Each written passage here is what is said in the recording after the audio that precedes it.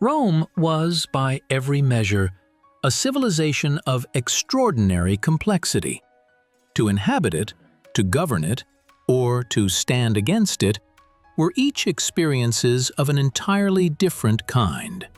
And to speak of its history is to confront a subject of almost inexhaustible breadth. There is no single history of Rome. The perspective of every era, every province, every social class, and every neighboring people is a distinct story unto itself. What follows is a history of Rome as a Mediterranean civilization state, not a narrow account of warfare alone, nor of literature, nor politics, nor architecture, but a history of the idea of Rome itself, the collective consciousness that gave life to those four celebrated letters SPQR, Senatus Populusque Romanus, the Senate and people of Rome. Those four letters were not merely a title the Romans adopted for themselves, they were a communal promise, a statement of identity that remained meaningful across centuries of evolution and upheaval. What makes Rome remarkable is not simply what it became, but how much patient, deliberate effort was invested in its cultivation. Generation after generation dedicating themselves to a project whose full flowering none of them would ever see completed. Early Roman history is famously gradual. It is a slow burn of incremental decisions, constitutional experiments, and hard-won military campaigns, stretching across more than a millennium before the civilization reached the height it is most remembered for. To understand what Rome became, one must begin at the very beginning, with the stories the Romans told about themselves. Any inquiry into the earliest origins of Rome is immediately confronted with a significant obstacle. The earliest Roman chronicles, whatever records may once have existed, were lost when the city was sacked and burned in 390 BC by a coalition of Gallic tribes under the chieftain Brennus. What survives in their place is a body of legend. Mythological narratives assembled over centuries, refined by generations of storytellers and codified during the late Republican and early imperial periods. These legends are not history in the modern sense. They are, however, invaluable artifacts of Roman culture, a window into what the Romans believed about themselves, what values they wished to claim as foundational, and what anxieties they recognized as intrinsic to their character. According to the Roman tradition as it was eventually codified, the origins of Rome trace back to the fall of the city of Troy, around 1100 BC by rough reckoning. From the ruins of that burning city, the Trojan prince Aeneas led a band of survivors westward across the Mediterranean. After years of wandering, an odyssey that later Romans would intentionally parallel with the journeys of Homeric legend, Aeneas arrived on the shores of Latium in central Italy.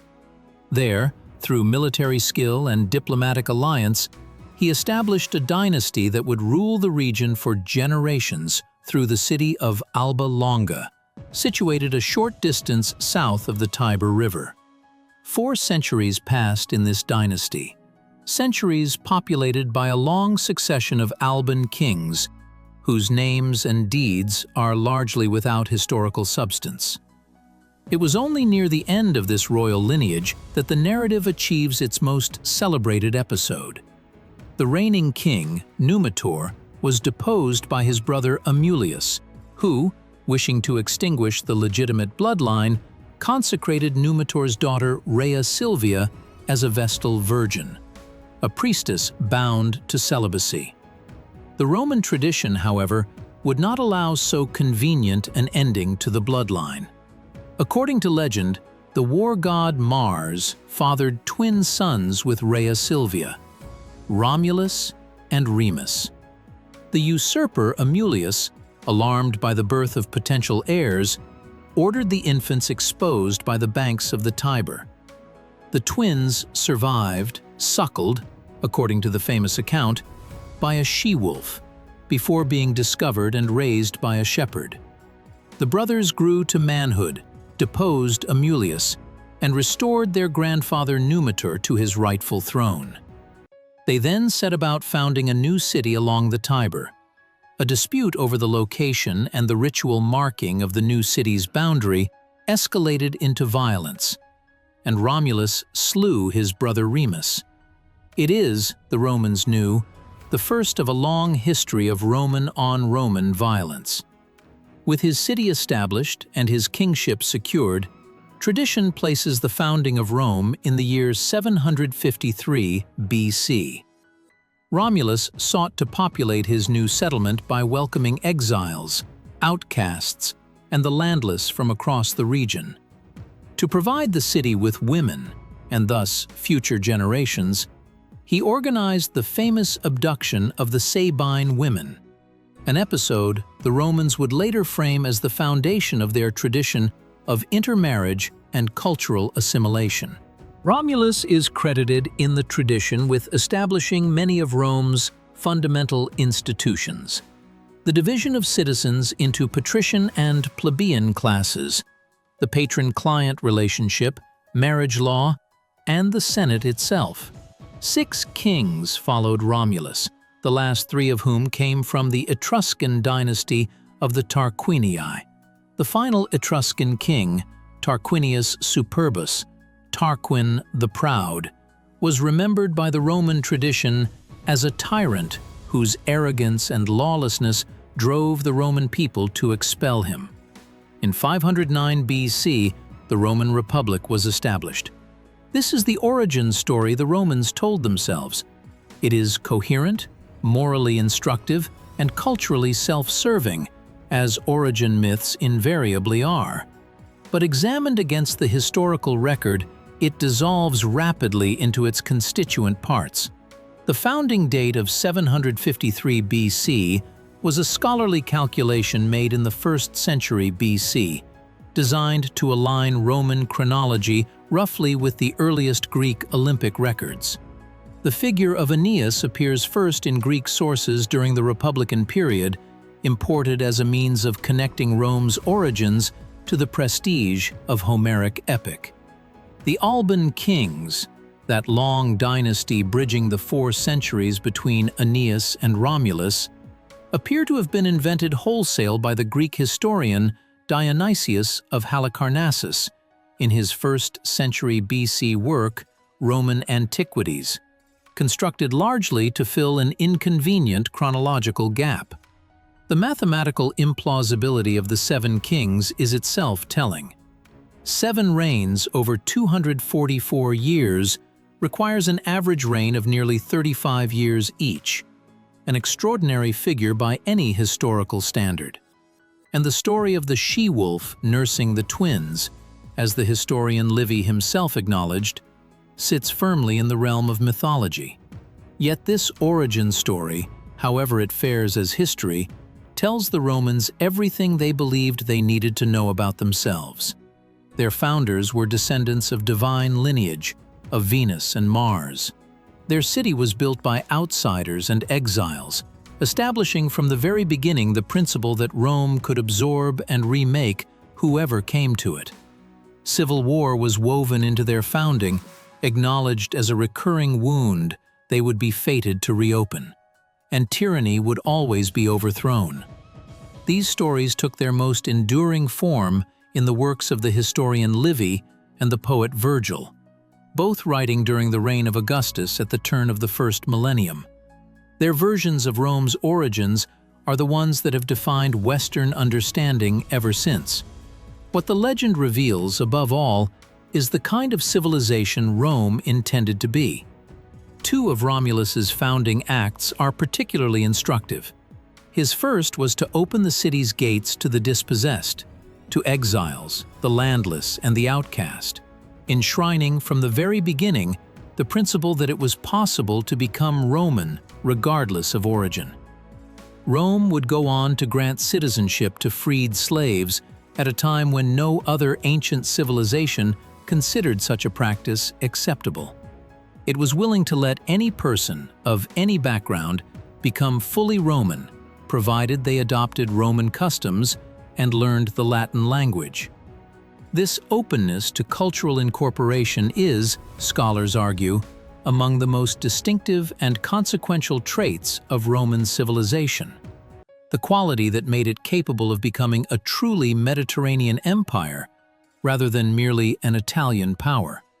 The second founding act, the killing of Remus, speaks to Rome's deepest anxiety. The Romans recognized civil war not as an occasional misfortune, but as something intrinsic to their nature. It is the city's original sin, a crime woven into the very moment of foundation, and one they would repeat with devastating regularity for more than 2,000 years. With the mythological scaffolding understood for what it is, history begins to come into sharper focus with the establishment of the Roman Republic in 509 BC. The transition from monarchy to republic was less a political revolution than a reorganization of existing authority. Many of the mechanisms of republican government were already in place before Tarquin's expulsion: the Senate, the distinction between patrician nobility and the citizen body of plebeians, and various forms of popular assembly. What changed was the concentration of executive power. The Roman Republic derived its name from the Latin phrase res publica, literally, the public thing, or more elegantly, the commonwealth. Its defining principle was that governmental authority should not rest in the hands of a single individual, but should be distributed among elected magistrates accountable to the citizenry. The primary executive officers of the Republic were two consuls, elected annually, who shared supreme civil and military authority. Beneath them were the praetors, who administered justice, the quaestors, who managed state finances, and the aediles, who oversaw the physical condition of the city, including food supply, public games, and infrastructure. At moments of acute crisis, the Republic reserved the option of appointing a dictator. A single magistrate granted extraordinary powers for a fixed term, after which power was returned to the normal constitutional order. The Senate, while technically an advisory body without direct legislative authority, in practice wielded enormous influence. Its published opinions, senatus consulta, were almost invariably acted upon by the magistrates who held formal power. In the early Republic, the Senate was dominated almost exclusively by the patrician nobility. For the large majority of Romans who were plebeians, free-born citizens without patrician status, this arrangement was a source of sustained grievance. The conflict of the orders, as historians call it, is the story of how the plebeians, over more than 2 centuries, secured political and social equality with the patrician class. Their principal instrument was collective withdrawal. On multiple occasions, when Rome's legions were composed primarily of plebeians who resented their exclusion from political life, those plebeians simply refused to fight. They withdrew to a nearby hill and waited until the Senate granted their demands: the right to marry patricians, the right to hold their own elected offices, the right to stand for the consulship itself. By 287 BC, the last significant legal barrier between the two orders had been removed. The historian Polybius, writing in the 2nd century BC, identified the mixed constitution of the Roman Republic as one of its greatest structural strengths. The Republic simultaneously contained elements of monarchy in the consuls, aristocracy in the Senate, and democracy in the popular assemblies. This flexibility, he argued, was the foundation of Rome's stability and longevity. For all the Republic's eventual failures, its institutional backbone supported a civilization for more than 5 centuries, a remarkable achievement by any measure. Alongside the gradual development of its constitutional order, the early Republic was engaged in the slow, methodical process of consolidating control over the Italian peninsula. Rome's military philosophy during this period is sometimes characterized as one of defensive expansion, a doctrine in which perceived threats at the frontier were met with preemptive campaigns that, inevitably, created new frontiers requiring new security measures. This process, once begun, never truly ended. Rome did not set out to conquer the world, it simply never stopped defending itself. The first 2 centuries of the Roman Republic were characterized by a sustained and often difficult struggle for dominance over the Italian peninsula.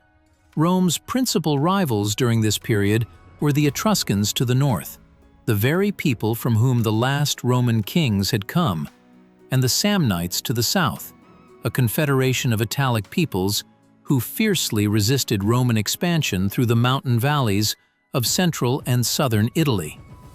During this same period, the city of Rome was developing the physical and institutional infrastructure that would define it for centuries. Walls, paved streets, a drainage system, stone temples, and the beginnings of a public culture all took shape. The Greek influence was considerable from an early date. Rome adopted elements of Greek religious practice, architectural form, and governmental theory, refashioning them to Roman purposes. The Samnite Wars, 3 distinct conflicts spanning from 343 to 290 BC, were among the most consequential of Rome's early military campaigns. The Samnites were skilled fighters in the mountainous terrain of the Apennines, and they challenged Rome's military methods in ways that forced adaptation. Scholars credit the encounter with the Samnites as a factor in Rome's development of the manipular legion, a more flexible formation than the earlier Greek-influenced phalanx, better suited to broken terrain. By 280 BC, Rome had secured control over the Samnites and turned its attention southward to Magna Graecia, the Greek colonies of southern Italy. Those colonies, threatened by Roman expansion and unwilling to submit without resistance, sought assistance from across the Adriatic. The Hellenistic king Pyrrhus of Epirus, regarded as one of the most gifted military commanders of the age, answered their call. Pyrrhus won 2 major battles against Roman armies, at Heraclea in 280 BC and at Asculum in 279 BC, but at staggering cost to his own forces. The losses sustained in these victories were so severe that they gave rise to the enduring term Pyrrhic victory, a triumph that destroys the victor as surely as a defeat. After a campaign in Sicily, Pyrrhus returned to fight the Romans once more, was defeated at Beneventum in 275 BC, and withdrew permanently from Italy.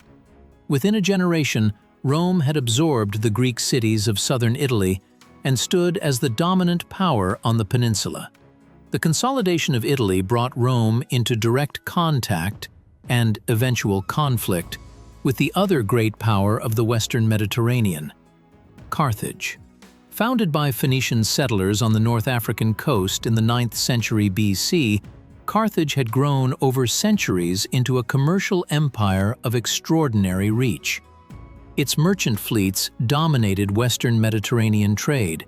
Its colonies and client states extended across North Africa, the Iberian coast, and the islands of Sicily, Corsica, and Sardinia. Rome and Carthage had maintained peaceful relations for generations, bound by treaty. Their collision was not the product of long-standing enmity, but of circumstance, both powers being drawn into a conflict on the island of Sicily between the city of Syracuse and a band of mercenaries. The First Punic War, which began in 264 BC, lasted 23 years and transformed both combatants. The central challenge Rome faced in this conflict was naval. Carthage had been a maritime power for centuries. Rome had virtually no navy. In a feat of engineering ambition that would become characteristic of Roman pragmatism, Roman shipbuilders reverse-engineered captured Carthaginian vessels and constructed an entirely new fleet within months. Rome then introduced a tactical innovation, the corvus, a boarding bridge that could be lowered onto an enemy vessel, that partially compensated for its sailors' inexperience by converting sea battles into land engagements that Roman legionaries were trained to win. The war at sea was costly and erratic. Rome won notable victories, including the Battle of Cape Ecnomus in 256 BC, one of the largest naval engagements in ancient history by the number of ships involved, but also suffered catastrophic losses to storms and Carthaginian counterattacks. The conflict ground on until 241 BC, when Rome secured a decisive naval victory near the Aegates Islands. Carthage, exhausted and unable to resupply its forces in Sicily, agreed to terms. By the treaty that ended the First Punic War, Carthage surrendered Sicily to Rome and agreed to pay a substantial indemnity. Rome subsequently seized Corsica and Sardinia as well, exploiting a period of Carthaginian domestic instability. These actions left a deep bitterness in Carthage, particularly among the influential Barcid family. The general Hamilcar Barca, who had fought Rome in Sicily, led a Carthaginian expansion into the Iberian Peninsula, ostensibly to exploit its rich silver mines and finance the indemnity payments, but also, as later events would make plain, to build a power base for eventual revenge. Hamilcar was succeeded in Iberia by his son-in-law Hasdrubal, and then by his own son, Hannibal. In 219 BC, Hannibal besieged and captured the Iberian city of Saguntum, which Rome regarded as an ally. Rome declared war. The Second Punic War had begun. What followed was one of the most dramatic military campaigns in ancient history. Rather than waiting for Roman forces to come to him, Hannibal launched an audacious overland invasion of Italy.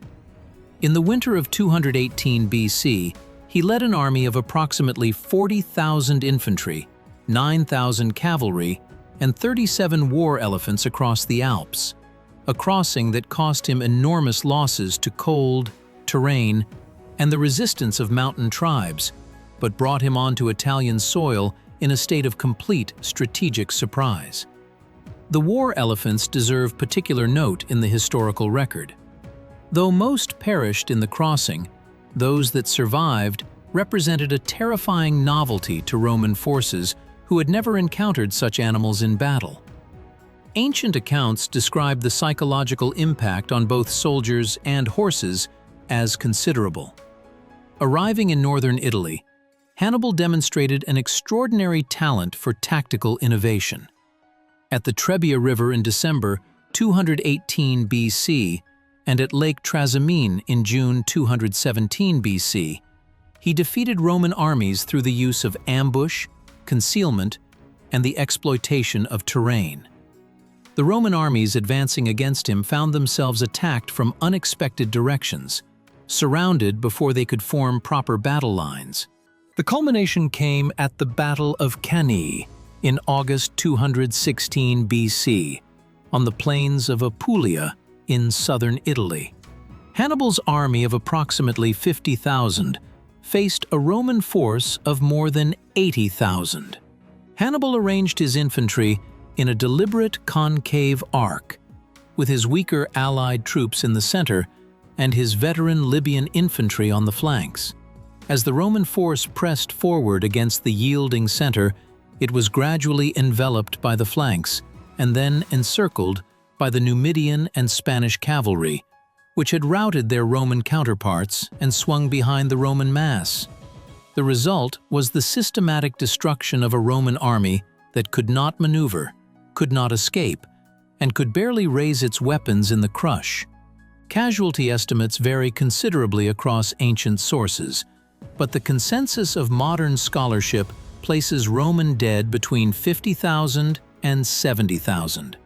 The largest single-day military loss in Roman history. 16 legions were effectively destroyed.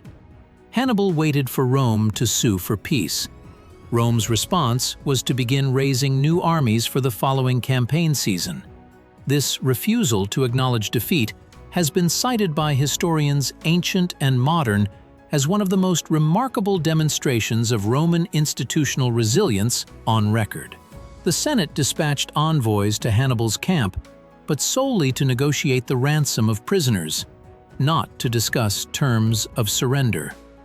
Rome's Italian allies, expected by Hannibal to defect en masse, held firm in their majority. The social architecture Rome had built across the peninsula, a system of obligations, shared interests, and Roman citizenship extended strategically, proved more durable than Hannibal had calculated. For the next decade, Roman strategy in Italy settled into a war of attrition and harassment, avoiding pitched battle while Hannibal's forces ravaged the countryside without adequate supply lines or reinforcement from Carthage. Meanwhile, Rome shifted the strategic focus to Iberia. In 211 BC, the young Publius Cornelius Scipio, later known to history as Scipio Africanus, received command of the Iberian campaign, a posting regarded by many as an assignment without prospect of success. Scipio proved the skeptics decisively wrong. Over 5 years, he dismantled Carthaginian power in Spain with a combination of military skill, political intelligence, and a careful study of Hannibal's own methods. He had absorbed the lessons of Cannae, the critical importance of cavalry, the value of encircling maneuvers, and the need to deny the enemy the use of their strongest forces. He sought out and cultivated alliance with the Numidian king Massinissa, fracturing Carthage's most valuable military relationship. Having cleared Iberia, Scipio proposed what he recognized as the only way to end the war: carry the fight to North Africa, threatening Carthage itself. The Senate, cautious, authorized the campaign but declined to fund it directly. Scipio raised his forces through volunteers and allied contributions and crossed to Africa.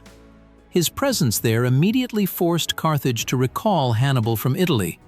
The resulting encounter, the Battle of Zama in 202 BC, brought together the two most celebrated commanders of the age. Hannibal's war elephants, deployed at the opening of the battle, were neutralized when the Roman infantry, trained to open lanes rather than hold fixed formation against the charge, allowed them through. When Scipio's Numidian cavalry completed their encirclement of the Carthaginian flanks, the battle turned decisively. Carthage was defeated.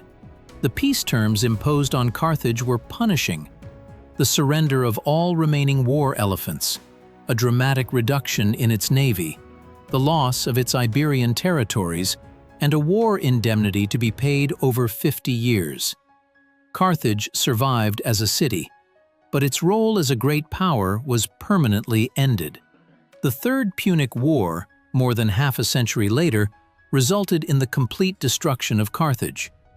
Following years of pressure and the relentless advocacy of the elder Cato, who reportedly concluded every Senate speech, regardless of its subject, with the declaration that Carthage must be destroyed, Rome laid siege to the city in 149 BC.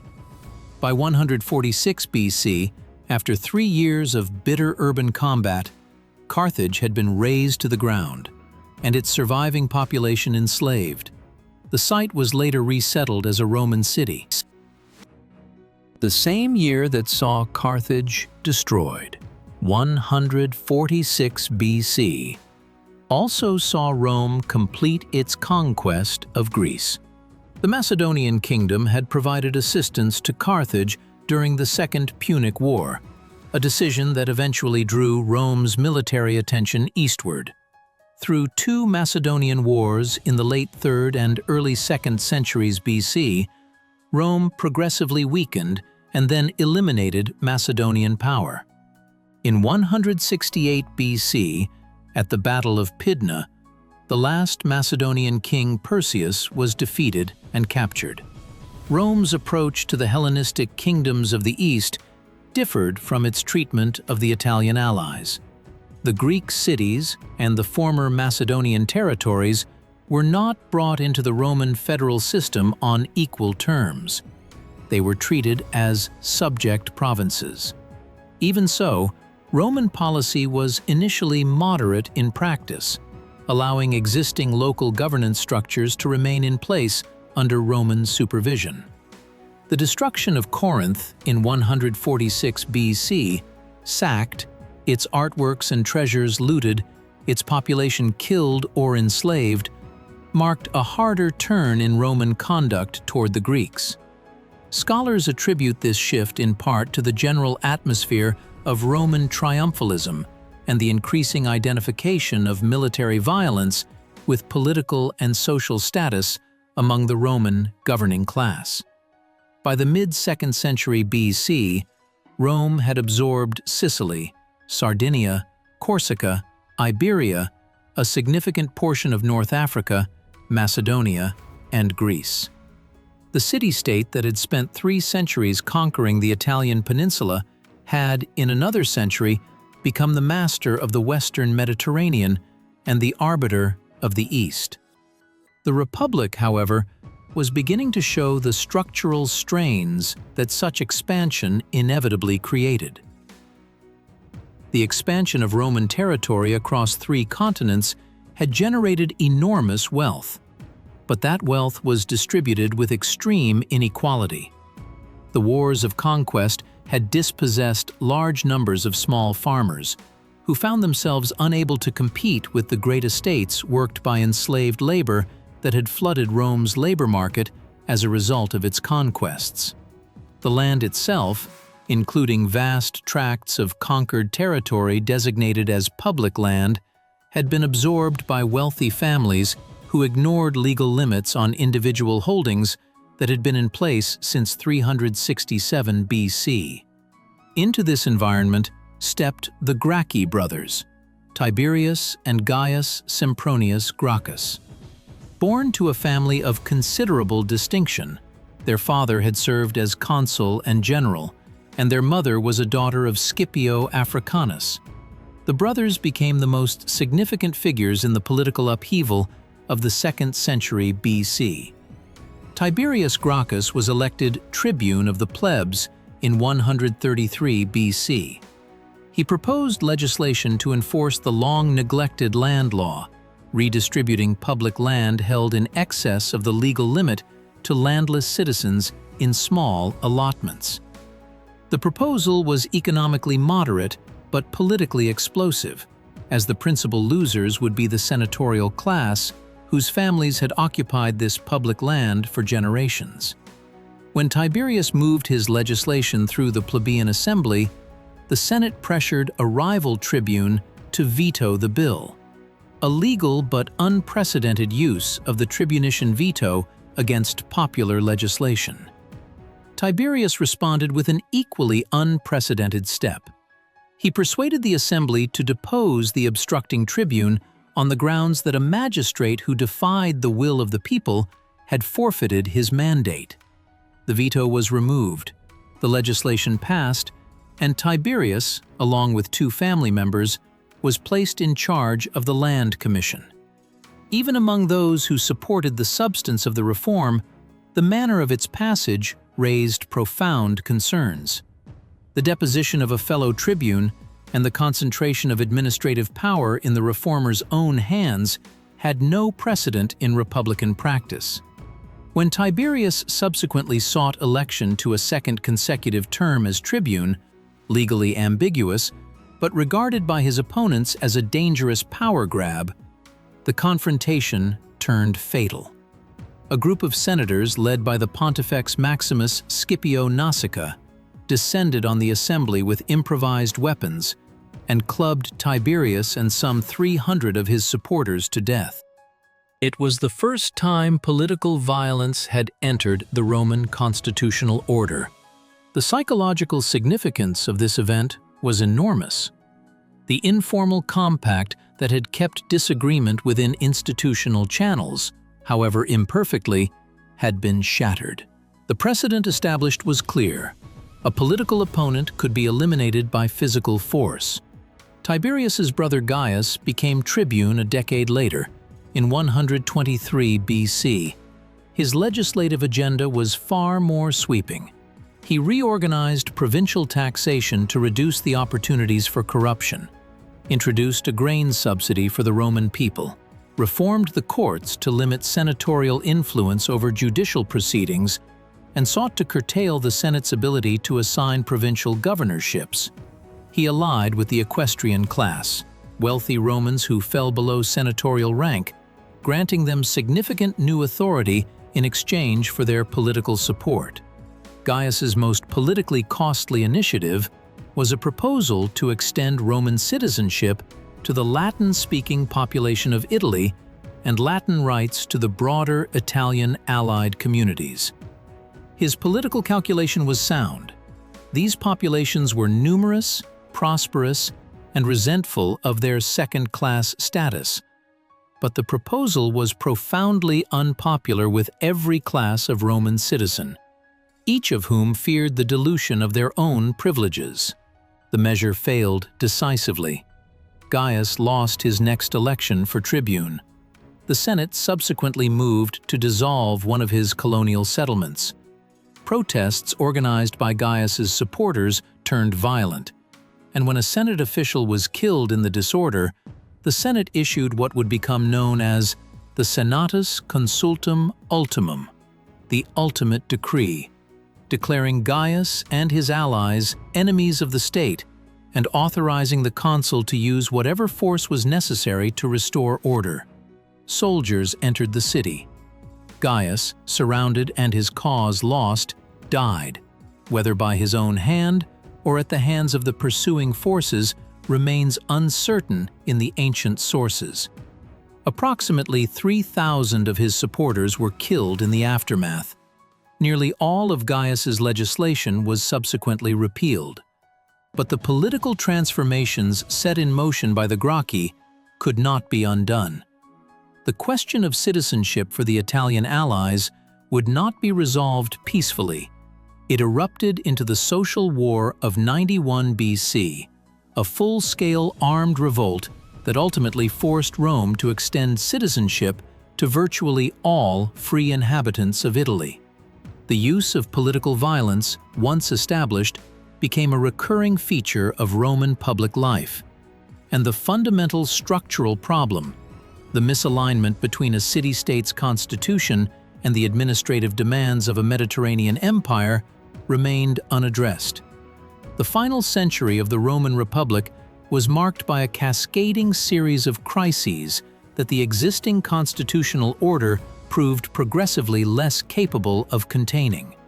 Slave revolts in Sicily and Italy, the Social War, the Catilinarian conspiracy against the consulship of Cicero, and the growing practice of political violence all contributed to an atmosphere of chronic instability.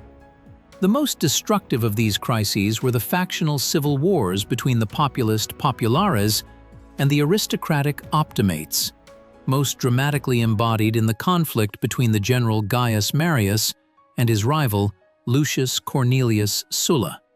Gaius Marius was the most celebrated military commander of the late 2nd century BC.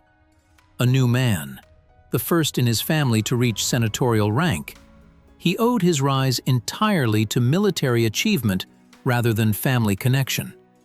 He held the consulship an unprecedented 7 times, reorganized the Roman army's structure and equipment, defeated the Numidian king Jugurtha, and turned back 2 invasions by Germanic tribes that had threatened Italy itself. His army reforms would prove enormously consequential for the Republic's future. By recruiting from the propertyless classes, men who owned nothing and therefore had no stake in the existing order beyond their relationship with their general, and by allowing successful campaigns to create veterans who expected land grants from their commanders rather than the state, Marius inadvertently created the conditions in which Roman armies would become loyal to individual generals rather than to the Republic. Lucius Sulla, himself a distinguished general, represented the aristocratic optimates. The collision between the two came when the Senate awarded command of the war against the Pontic king Mithridates to Marius, reversing an earlier assignment given to Sulla. Sulla's response was without precedent. He marched his legions directly into the city of Rome, a fundamental violation of Roman constitutional principle, and seized control by force. Marius fled into exile. Sulla then departed for the Mithridatic campaign, during which Marius returned to Rome, aligned with the consul Cinna, and conducted a brutal purge of his opponents. Marius died in 86 BC, having been elected to a 7th consulship, but holding it for only weeks. When Sulla returned from his successful eastern campaign, he marched on Rome a second time, defeated the Marian forces in Italy, and instituted the most extensive political purge Rome had yet experienced. Sulla's proscriptions published lists of individuals declared enemies of the state, whose lives could be taken by anyone and whose property was confiscated by the government, targeted approximately 1,500 members of the equestrian class and 40 senators. The financial incentive built into the system, the informant received a portion of the confiscated wealth, ensured that the lists expanded rapidly. Within a generation, Rome had moved from the isolated political murder of a tribune to armies marching on the capital city and systematically organized mass killing of political opponents. Sulla subsequently had himself appointed dictator, an office that the Republic had used only for specific military emergencies of limited duration, and used this power to enact sweeping constitutional reforms designed to restore senatorial dominance and limit the power of the tribune. Having completed his reforms, Sulla did something extraordinary. He resigned his dictatorship and retired to private life, where he died in 78 BC. It was, in its way, a demonstration of the Roman virtue of civic restraint, but it could not undo the damage his example had done. He had demonstrated that a Roman general with a loyal army could seize control of the state by force. The lesson was not lost on those who came after. Gaius Julius Caesar was born around 100 BC into a patrician family that traced its lineage to the legendary hero Aeneas and his divine mother Venus. The family was distinguished, but not recently powerful. Caesar's father had never held the consulship, and Caesar grew up with a deep awareness of the gap between his prestigious ancestry and his family's current political standing. His early career was shaped by the turbulent politics of the post-Sullan Republic. His family's connection to the Marian faction placed him in danger during Sulla's proscriptions, and he spent years navigating the complex factional landscape of Roman aristocratic politics. He served in various military and administrative posts, built a network of political relationships through lavish public spending, and established a reputation as an unusually gifted orator. Caesar's political strategy was founded on an alliance with two of the most powerful men in Rome: Marcus Licinius Crassus, the wealthiest individual in Roman history, who financed Caesar's public career in exchange for political support, and Gnaeus Pompeius Magnus, Pompey the Great, Rome's most celebrated military commander, conqueror of the Eastern Mediterranean. Together, these three formed what later historians would call the First Triumvirate, an informal private compact to coordinate their political resources for mutual advantage. Crassus financed Caesar's election to the consulship in 59 BC. During his year in office, Caesar passed legislation satisfying the political obligations of the alliance: land distributions for Pompey's veterans, ratification of Pompey's eastern settlements, tax relief for Crassus's business interests, while employing methods that his opponents regarded as flagrantly illegal. His co-consul's opposition was overridden or circumvented. Armed veterans were deployed to intimidate the Senate. Popular assemblies were used to bypass traditional legislative channels. Caesar's consulship made him numerous powerful enemies. Once he left office, he would be vulnerable to prosecution for his illegal acts. His solution was to secure a provincial governorship that would maintain his legal immunity while allowing him to build military resources and popular support. He obtained command of several Gallic provinces and embarked on what would become a 10-year campaign of conquest in Gaul. Caesar's Gallic campaigns, from 58 to 49 BC, are documented in unusual detail in his own written commentaries, a work of deliberate political self-promotion as much as military history. These campaigns extended Roman control from the Alps to the Atlantic, from the Rhine to the English Channel. Caesar crossed the Rhine twice to demonstrate Roman power in Germanic territory and conducted 2 expeditions to Britain, the first such military operations in that island. The decisive episode of the Gallic campaign came in 52 BC, when the Gallic chieftain Vercingetorix succeeded in unifying the Gallic tribes in a coordinated resistance. Caesar besieged Vercingetorix at the hill city of Alesia, constructing an elaborate system of fortifications both surrounding the city and facing outward to defend against the relief army that came to break the siege. Against numerical odds, the Roman engineering and tactical discipline held. Vercingetorix surrendered, and the organized Gallic resistance was broken.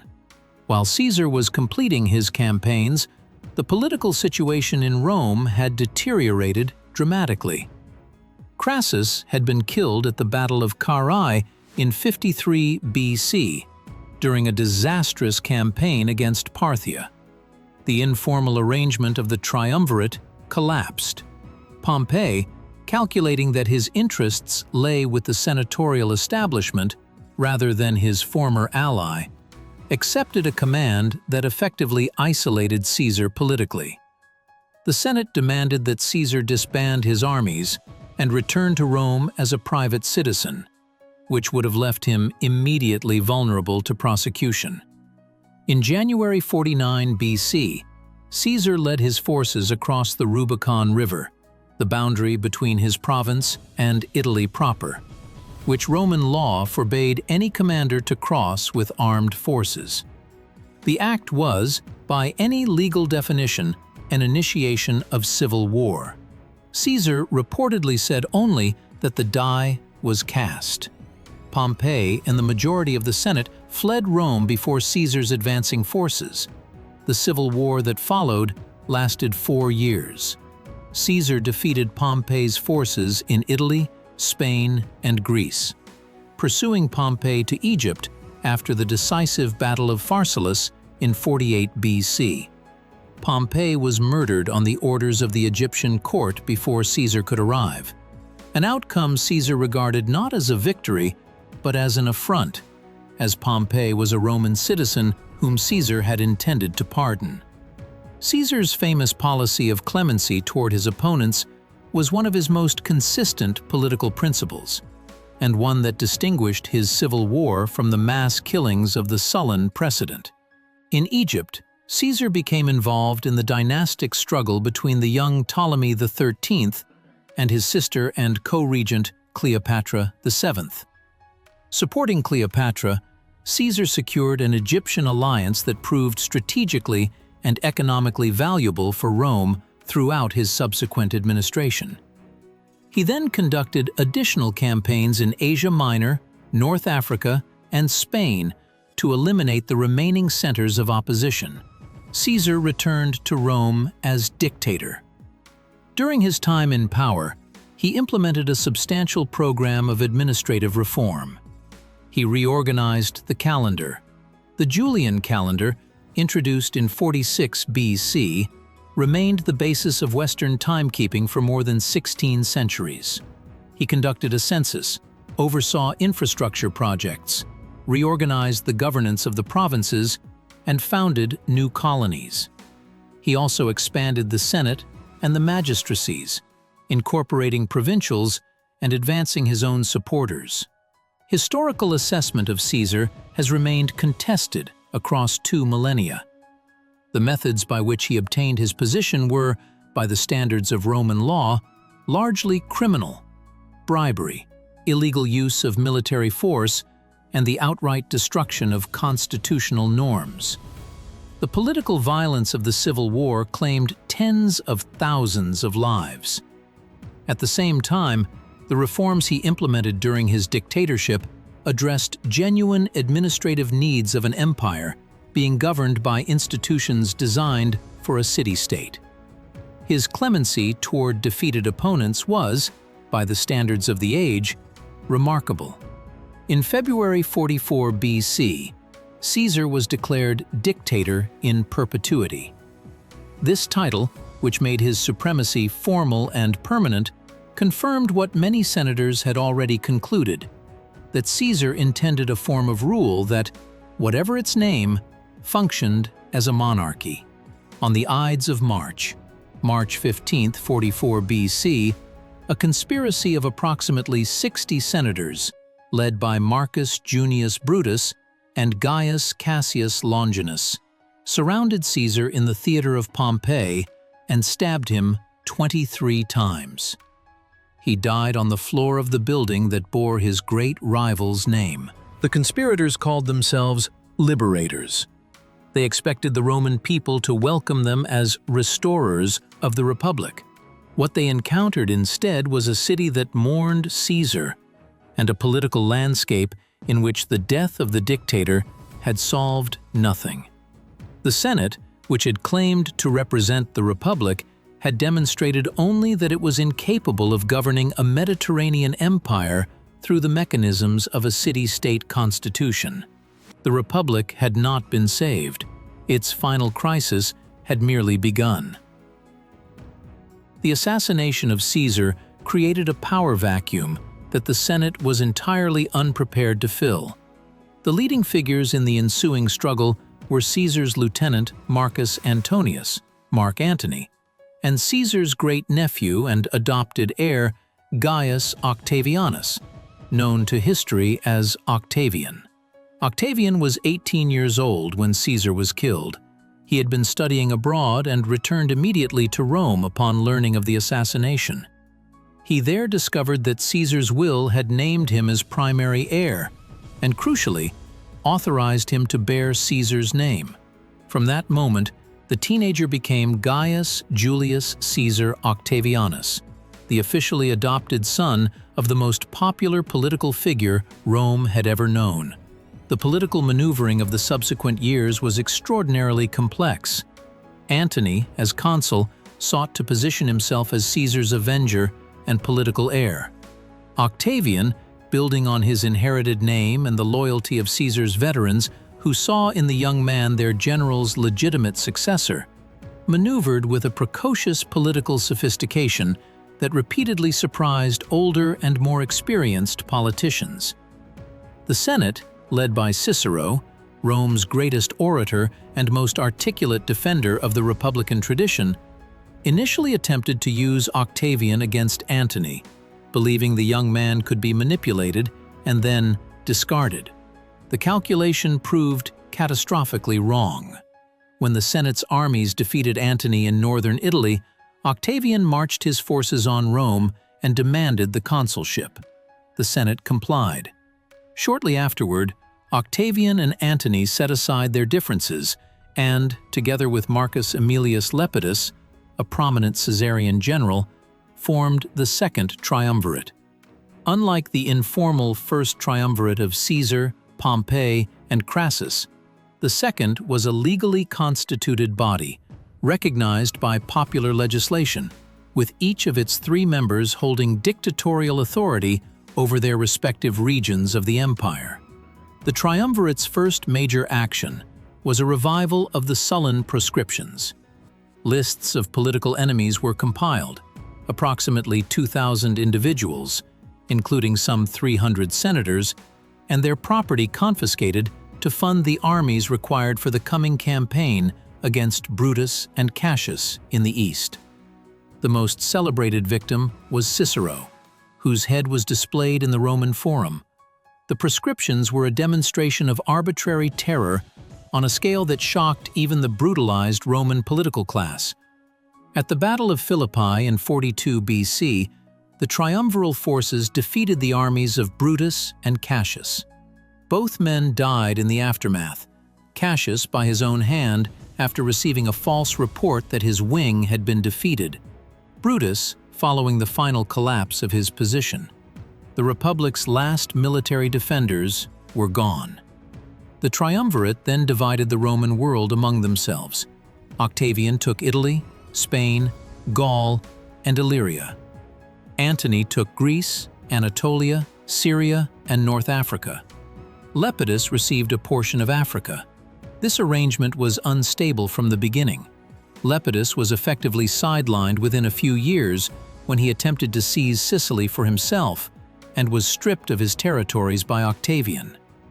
The relationship between Octavian and Antony deteriorated along a combination of political, personal, and propagandistic lines.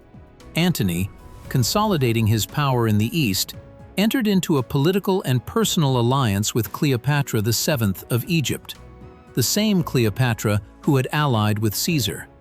He supported her in regional politics, acknowledged her children by Caesar and by himself as political heirs, and ultimately divorced Octavian's sister, to whom he had been married as a seal of the triumviral alliance, to marry Cleopatra formally. Octavian responded with a sophisticated propaganda campaign. He obtained and publicized Antony's will, which included bequests of Roman territory to his children with Cleopatra and a request to be buried in Alexandria, framing Antony as a man who had abandoned his Roman identity and subordinated Roman interests to those of a foreign queen. He declared war not on Antony, which would have acknowledged a civil war, but on Cleopatra, casting the conflict as Rome's defense against an alien threat. The decisive encounter came at the naval Battle of Actium in September 31 BC. Antony and Cleopatra's fleet, blockaded in the Gulf of Ambracia by Octavian's admiral Marcus Agrippa, attempted to break out. The battle was indecisive in its fighting, but Cleopatra's ships withdrew during the engagement, and Antony followed. The bulk of their fleet and army subsequently surrendered or defected. The following year, Octavian advanced on Egypt. Antony, his forces and allies gone, died by his own hand. Cleopatra, learning that she was intended for display in Octavian's triumph in Rome, chose death over captivity. Egypt was annexed as a Roman province. The last major non-Roman territory of the Mediterranean world had been absorbed. After a century of virtually unbroken civil wars, Rome was at peace, and its victorious master was 32 years old. Octavian's consolidation of power faced a fundamental political problem. Rome's constitutional tradition had been built on a visceral rejection of monarchy. The expulsion of the Tarquins and the establishment of the Republic were the founding myths of Roman political culture. The fate of Julius Caesar, declared dictator in perpetuity and then killed, had demonstrated the consequences of making that identification too explicit. Octavian's solution was one of the most consequential acts of political theater in recorded history. In 27 BC, he formally restored the Republic's institutions, resigning his extraordinary powers and placing the state's governance, nominally, back in the hands of the Senate and people of Rome. The Senate responded by granting him the honorific name Augustus, the majestic or the revered, and by voting him a series of specific powers that, accumulated together, constituted control over virtually every mechanism of the Roman state. Augustus retained proconsular authority, the power of a military commander, over the provinces where Rome's legions were stationed. Since those provinces contained nearly all of Rome's armies, this made him the effective commander of Rome's military forces. He held tribunician power, which gave him the right to veto any act of the Senate or magistrates, and guaranteed his personal inviolability. He was recognized as princeps, first citizen, a title that carried no specific constitutional content but enormous social prestige. He controlled Egypt directly, through personal deputies, rather than through the normal provincial system. At no point did Augustus abolish the Senate, the consulship, or the other magistracies of the Republic. He simply accumulated sufficient personal authority that these institutions operated at his direction rather than their own. The philosopher Tacitus would later describe this arrangement with characteristic terseness. The empire existed, clothed in the forms of the Republic. The practical effect was an end to civil war and the beginning of a period of administrative stability that Rome had not known for a century. Roman society was exhausted by the conflicts of the late Republic, and the vast majority of its members, senators, equestrians, soldiers, and ordinary citizens alike, were prepared to accept a concentration of power in one man's hands, provided it brought peace. Augustus's domestic program was extensive and deliberate. He reformed the administrative apparatus of the empire, establishing a professional civil service organized by equestrian officers rather than the informal networks of political favor that had characterized Republican administration. He reformed the army, establishing fixed terms of service, regular pay, and the expectation of a cash settlement upon honorable discharge, in place of the earlier system in which veterans had depended on their general to extract land grants from a reluctant Senate. This reform was fundamental. It transferred the loyalty of Rome's armies from individual commanders to the office of emperor, removing the structural incentive for military coups that had destroyed the Republic. He expanded the frontier of the empire to what he regarded as defensible natural boundaries: the Rhine and Danube in the north, the Euphrates in the east, the Sahara in the south. The catastrophic defeat of 3 legions in the Teutoburg forest in 9 AD at the hands of a Germanic coalition led by the chief Arminius convinced Augustus that the Rhine, not the Elbe, was the practical boundary of Roman power in the north. He reportedly spent his final years haunted by this disaster, reportedly calling in the night for his general Varus to give him back his legions. Augustus died in 14 AD at the age of 75, having held effective power over Rome for more than 40 years. He had reigned long enough that virtually no living Roman remembered the Republic as an operational reality. His published account of his life and achievements, the Res Gestae Divi Augusti, the deeds of the divine Augustus, presents himself as the restorer of the Republic and the bringer of peace. Historians have never ceased to debate whether this self-presentation was calculated deception, genuine self-perception, or some complex mixture of both. His most celebrated accomplishment, according to the historian Suetonius, was the transformation of Rome itself. Having found the city built of brick, he left it clad in marble. This assessment, while memorable, understates the scope of his achievement. Among his architectural and engineering projects were new forums, temples, libraries, bath complexes, aqueducts, a naval training lake, and the Ara Pacis Augustae, the altar of Augustan peace, a masterwork of sculptural propaganda celebrating the new era of prosperity and stability. In the design of this monument, Augustan artistic patronage reached its highest expression. Mythological panels affirming Rome's divine lineage, processional friezes depicting the emperor and his family as participants in religious ceremony, and dense botanical symbolism evoking natural abundance. The Ara Pacis has had a long and complicated afterlife. In the 20th century, its imagery was appropriated by Italian fascism as part of a program of historical self-legitimization. a cautionary reminder of how powerful historical iconography can be stripped of its context and weaponized. This appropriation does not diminish the monument's artistic achievement, but it serves as a necessary reminder that civilizations, however magnificent in their accomplishments, must always be assessed alongside their methods and their costs. Augustus's death raised immediately the question he had spent decades carefully not answering. How would power be transferred? The Republic had no mechanism for hereditary succession. The Empire had no constitutional answer to the problem. Augustus's solution had been to accumulate multiple powers in his own person, and then to associate his chosen successor in those powers before his death, a de facto system of dynastic succession that preserved the legal fiction that the Senate retained the right to confer authority. The Julio-Claudian dynasty, Augustus and his 4 successors through the line of his family, ruled Rome from 27 BC to 68 AD.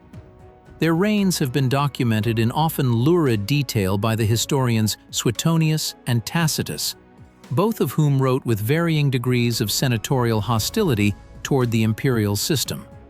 The resulting portrait is one of extraordinary contrast between the administrative stability of the empire's provinces and the volatile, sometimes violent atmosphere of the imperial court. Tiberius, Augustus's stepson, ruled from 14 to 37 AD. A capable administrator and an experienced military commander who had served throughout Augustus's reign, he proved temperamentally unsuited to the political performance demands of the Principate. He withdrew increasingly from Rome's public life, eventually establishing himself permanently on the island of Capri, governing through letters and intermediaries. Caligula, formerly Gaius Julius Caesar Germanicus, whose childhood nickname meaning Little Boots, was bestowed by legionary soldiers who found him charming as a child, succeeded at 37 in 37 AD. His brief reign of less than 4 years ended with his assassination by officers of the Praetorian Guard. The ancient sources attributed increasingly erratic behavior to him, though the accuracy and extent of these accounts is debated by modern historians who note the source's senatorial bias. What matters more for the structural history of the empire is what these reigns reveal about the constitutional arrangement Augustus had created. By concentrating authority in one individual while depriving the Senate of real power, the Principate created a system whose quality was entirely dependent on the personal character and capabilities of the emperor. When the emperor was competent and restrained, the empire functioned well. When he was not, the system had limited institutional mechanisms for correction. The reign of Claudius, 41 to 54 AD, illustrated the potential virtues of the system. Claudius, scholarly, physically distinctive in ways that had led the imperial family to underestimate him, proved to be an active and capable administrator. He extended the formal incorporation of the western provinces, sponsored significant public works, reformed the legal system, and completed the invasion of Britain that Caesar had initiated but never consolidated. London, Londinium, was established during his reign. Under the Julio-Claudians and their Flavian successors, the Roman economy achieved a level of integration and prosperity that the Mediterranean world had never previously experienced. The Mediterranean Sea itself, which the Romans called Mare Nostrum, our sea, was the engine of this prosperity.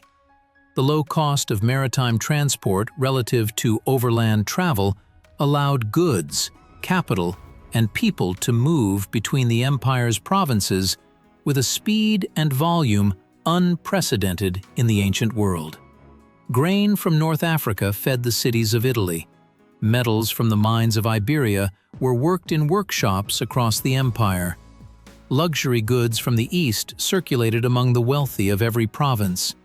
Scholars and teachers from the sophisticated cities of the eastern Mediterranean, Alexandria, Antioch, Ephesus, brought Greek philosophy, medicine, and rhetoric westward.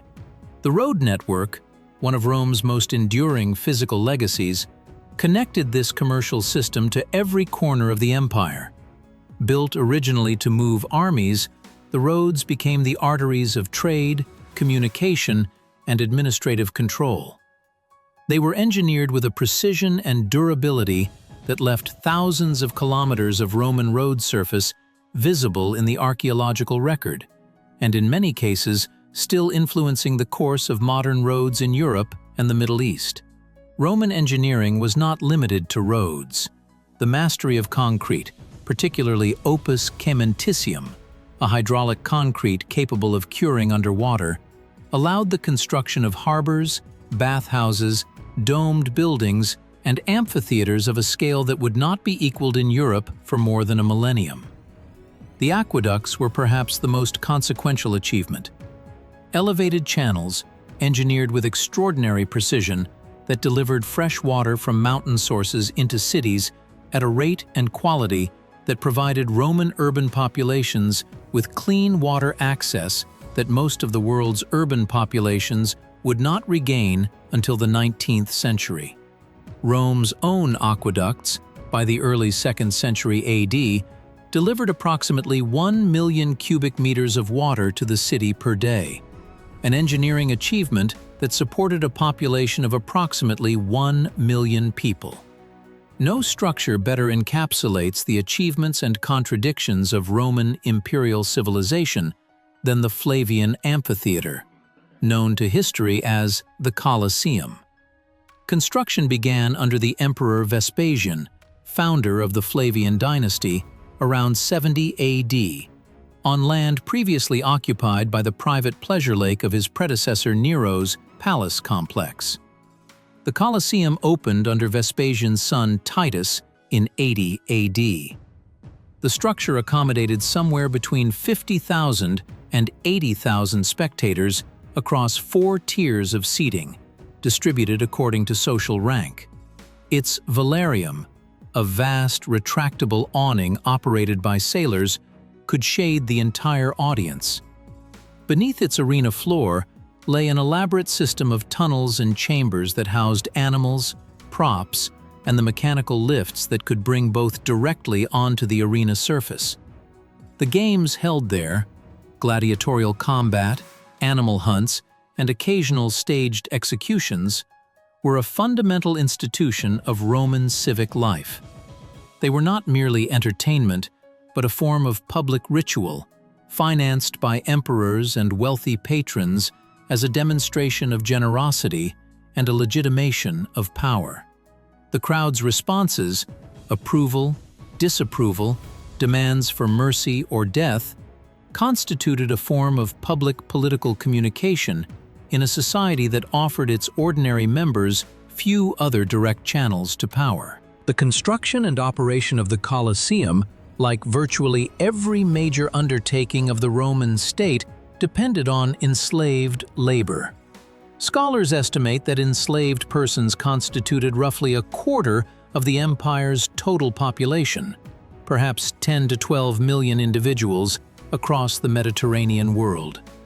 They were employed in agriculture, mining, manufacturing, domestic service, and the construction of every great monument the empire produced. Roman civilization's most celebrated achievements were built on a foundation of coerced human labor on an extraordinary scale. The potential contradiction between Roman rhetoric about civic virtue, legal order, and human dignity, and the reality of mass enslavement and entertainment through violence was not a tension that Roman society found particularly troubling. Romans of the aristocratic class who left written records treated slavery as a natural feature of the world's order, and the games as a legitimate form of civic celebration. The perspective of the enslaved and of the participants in gladiatorial combat is almost entirely absent from the surviving record, recoverable only in fragments and inference. Rome's approach to the religious diversity of its empire was, by the standards of the ancient world, generally accommodating. The Roman pantheon was syncretic by nature, readily incorporating deities from conquered peoples under Roman names, or identifying them with existing Roman gods. This theological flexibility was a practical tool of imperial administration. Peoples who retained their gods felt less thoroughly conquered. Judaism presented a more complex case. Monotheistic in a polytheistic world, Judaism was recognized as a lawful religion, religio licita, with long-established communities throughout the empire. But the province of Judea was chronically troubled by the combination of oppressive taxation, Roman insensitivity to Jewish religious practices, and the intense religious nationalism of significant portions of the Jewish population. The Great Revolt of 66 AD, after decades of escalating tension, drew a devastating Roman military response. The future Emperor Vespasian initially led the campaign. When he departed for Rome to claim the throne in the civil wars of 69 AD, his son Titus continued the siege of Jerusalem. The city fell in 70 AD. The temple, the central institution of Jewish religious life, was destroyed. The population was killed, enslaved, or dispersed. The commemorative Arch of Titus, still standing in Rome, depicts legionaries carrying the temple's great menorah through the Roman Forum in the triumphal procession. Christianity emerged in this environment as a messianic movement within Judaism. In its earliest decades, it was perceived by Roman authorities primarily as a Jewish sect, one among several, and treated accordingly. The sporadic persecutions of the 1st century, including the persecution under Nero following the Great Fire of Rome in 64 AD, were local and episodic rather than systematic imperial policy.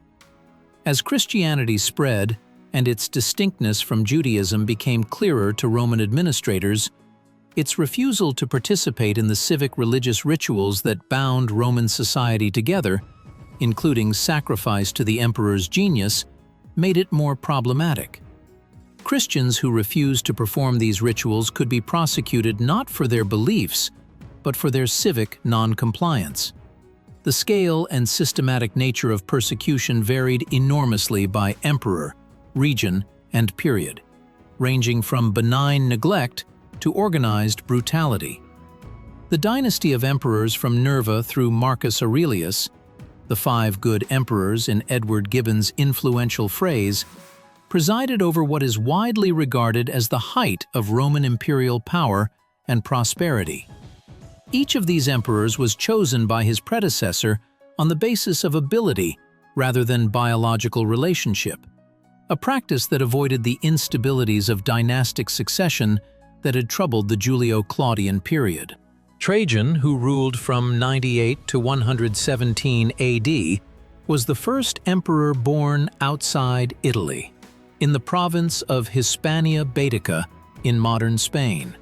His military campaigns extended Roman territory to its greatest historical extent.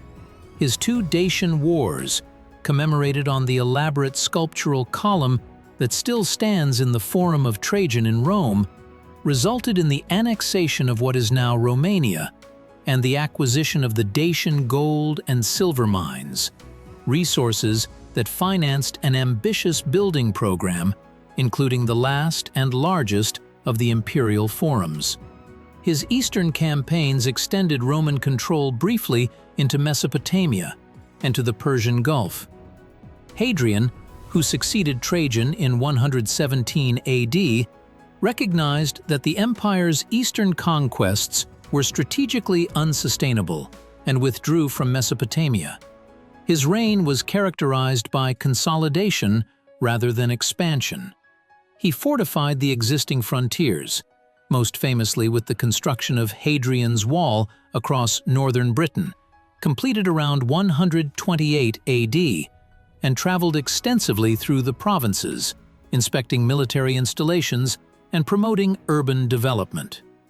Marcus Aurelius, who ruled from 161 to 180 AD, was a Stoic philosopher whose private meditations have been read as a guide to ethical self-governance for nearly 2 millennia. His reign was dominated by military crisis. A devastating plague, the Antonine Plague, likely smallpox, swept the empire beginning in 165 AD, killing millions across multiple decades. And the Germanic frontier required his sustained personal military attention for most of his reign. That a philosopher-emperor spent 14 years commanding armies on the Danube was one of many signs that the era of the Pax Romana was approaching its limits. The fundamental challenge was geographic and strategic. The empire had expanded until its frontiers encountered territories where the costs of further conquest exceeded the returns.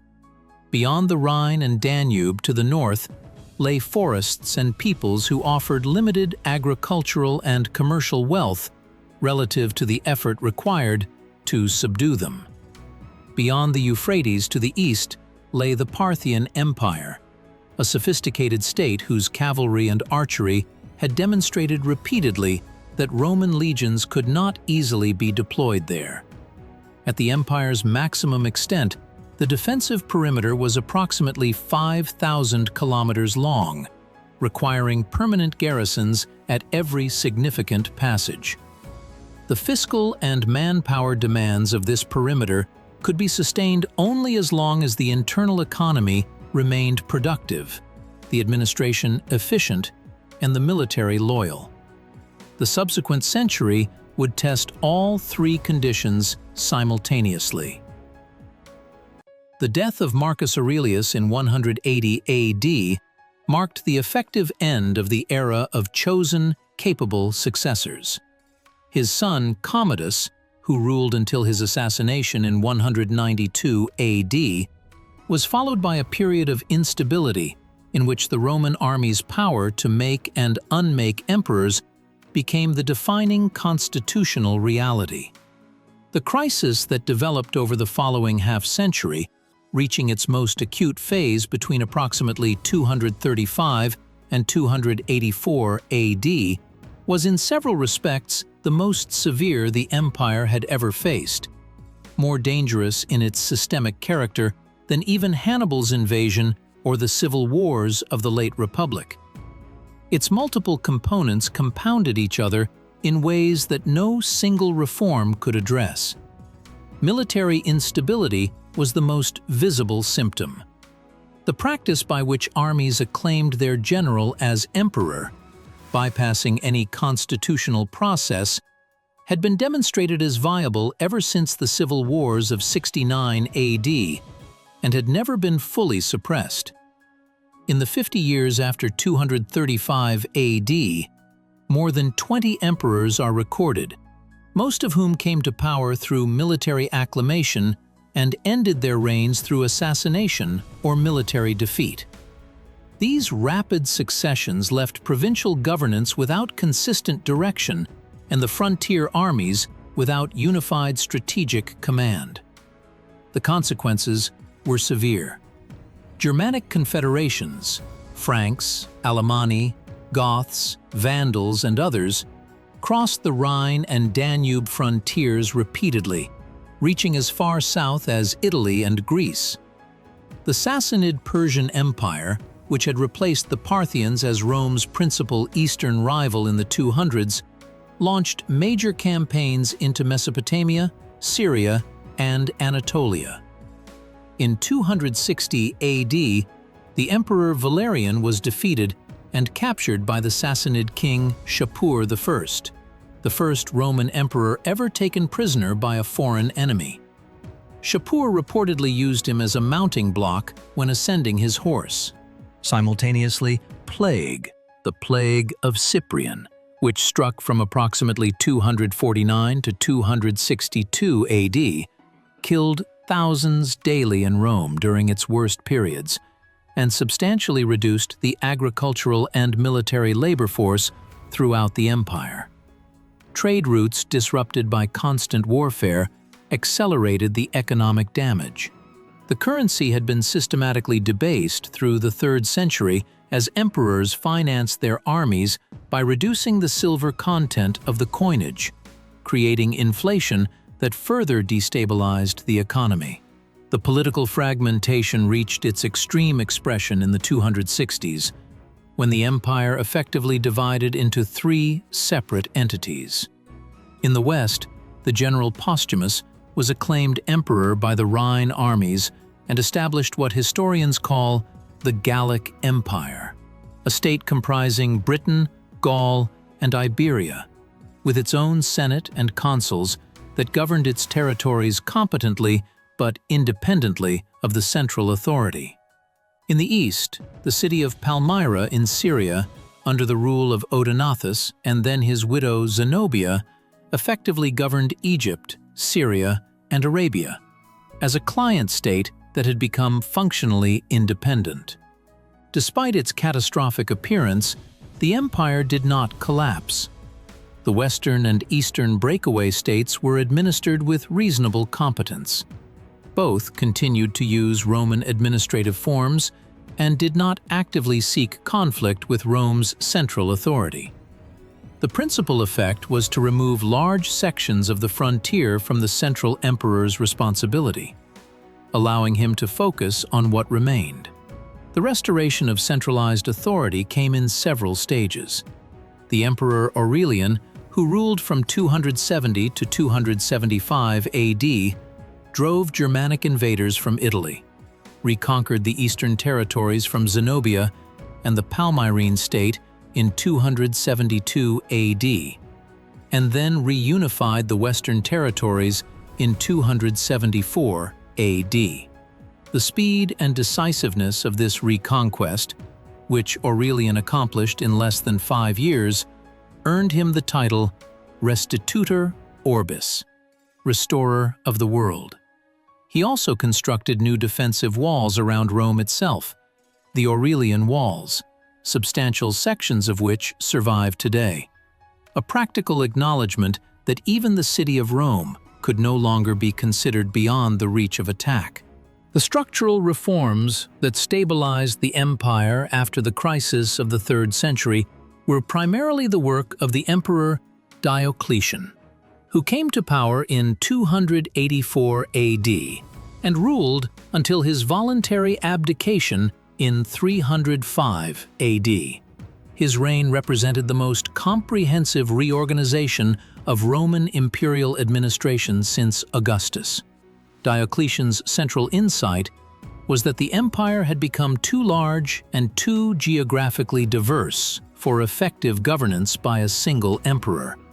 His solution was the Tetrarchy, the rule of 4, a system in which imperial authority was divided among 2 senior emperors bearing the title Augustus and 2 junior emperors bearing the title Caesar, each responsible for a specific region of the empire, and each grooming a successor.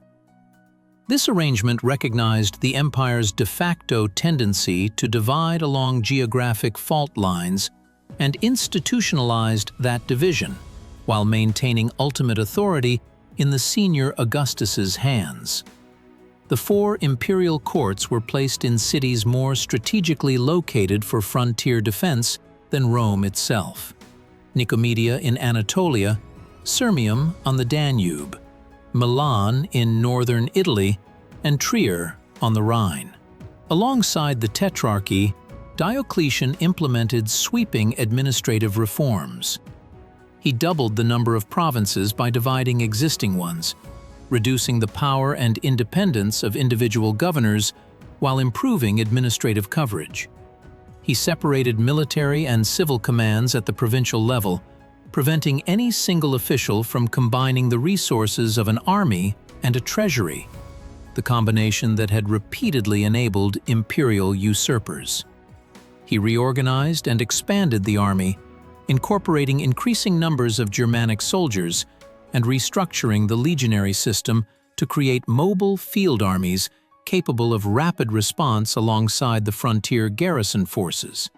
He also attempted an ambitious program of economic stabilization, reforming the tax system, issuing new bronze coinage, and in 301 AD, promulgating the Edict on Maximum Prices, a comprehensive attempt to control inflation by setting legal maximum prices for hundreds of goods and services and maximum wages for various categories of labor. The edict is among the most detailed economic documents to survive from antiquity, providing an extraordinary snapshot of the Roman economy. Its practical effectiveness was limited. Price controls in a market economy tend to produce shortages rather than stability, but its ambition reflects the seriousness of the economic distortions the empire was attempting to address. Diocletian abdicated in 305 AD, taking the constitutionally remarkable step of voluntarily relinquishing power, an act he explicitly modeled on the Republican hero Cincinnatus, who had saved Rome from military crisis and then returned to his farm. His abdication was intended to demonstrate that the imperial crisis had been resolved and that the tetrarchic system of succession was functioning. It was, in practice, the signal for a new round of civil wars, as the surviving imperial claimants competed for supremacy. The civil wars that followed Diocletian's abdication eventually produced a single victor, Constantine, the son of one of the junior emperors of the Western Tetrarchy. His path to sole rule of the empire took more than a decade, involving a complex series of military campaigns and political alignments that progressively eliminated his rivals. The pivotal moment, at least as the Christian tradition came to understand it, was the Battle of the Milvian Bridge in 312 AD, at which Constantine defeated the forces of his rival Maxentius on the outskirts of Rome. According to later accounts, Constantine received a vision before the battle, directing him to fight under the sign of Christ. Whether he interpreted this as a genuine religious experience or as a powerful political symbol, or both, the subsequent direction of imperial religious policy was dramatic. In 313 AD, Constantine and his eastern co-emperor Licinius issued the Edict of Milan, which extended legal toleration to Christianity throughout the empire. Christians could practice their faith openly. Christian communities could own property, and property seized during earlier persecutions was to be returned. This was not yet an establishment of Christianity as the official state religion. That step would come under Theodosius I at the end of the century, but it ended the era of systematic legal persecution.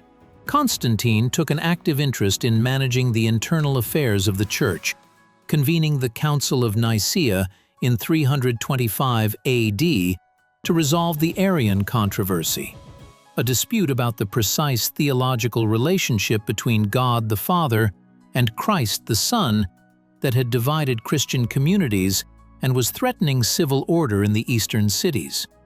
The council produced the Nicene Creed, establishing an orthodox position that all Christians within the empire were expected to accept, backed by imperial authority. In 330 AD, Constantine formally dedicated his new eastern capital on the site of the ancient Greek city of Byzantium, at the strategic crossroads where Europe meets Asia at the mouth of the Black Sea. The city was officially named Nova Roma, New Rome, though it would quickly become known as Constantinople, the city of Constantine. Its founding represented the most significant shift in the empire's geographic center of gravity since Augustus. The new capital had profound advantages over the old. It was geographically closer to the wealthiest and most urbanized provinces of the empire. Its peninsular position, protected on three sides by water, made it far more defensible than Rome's inland location.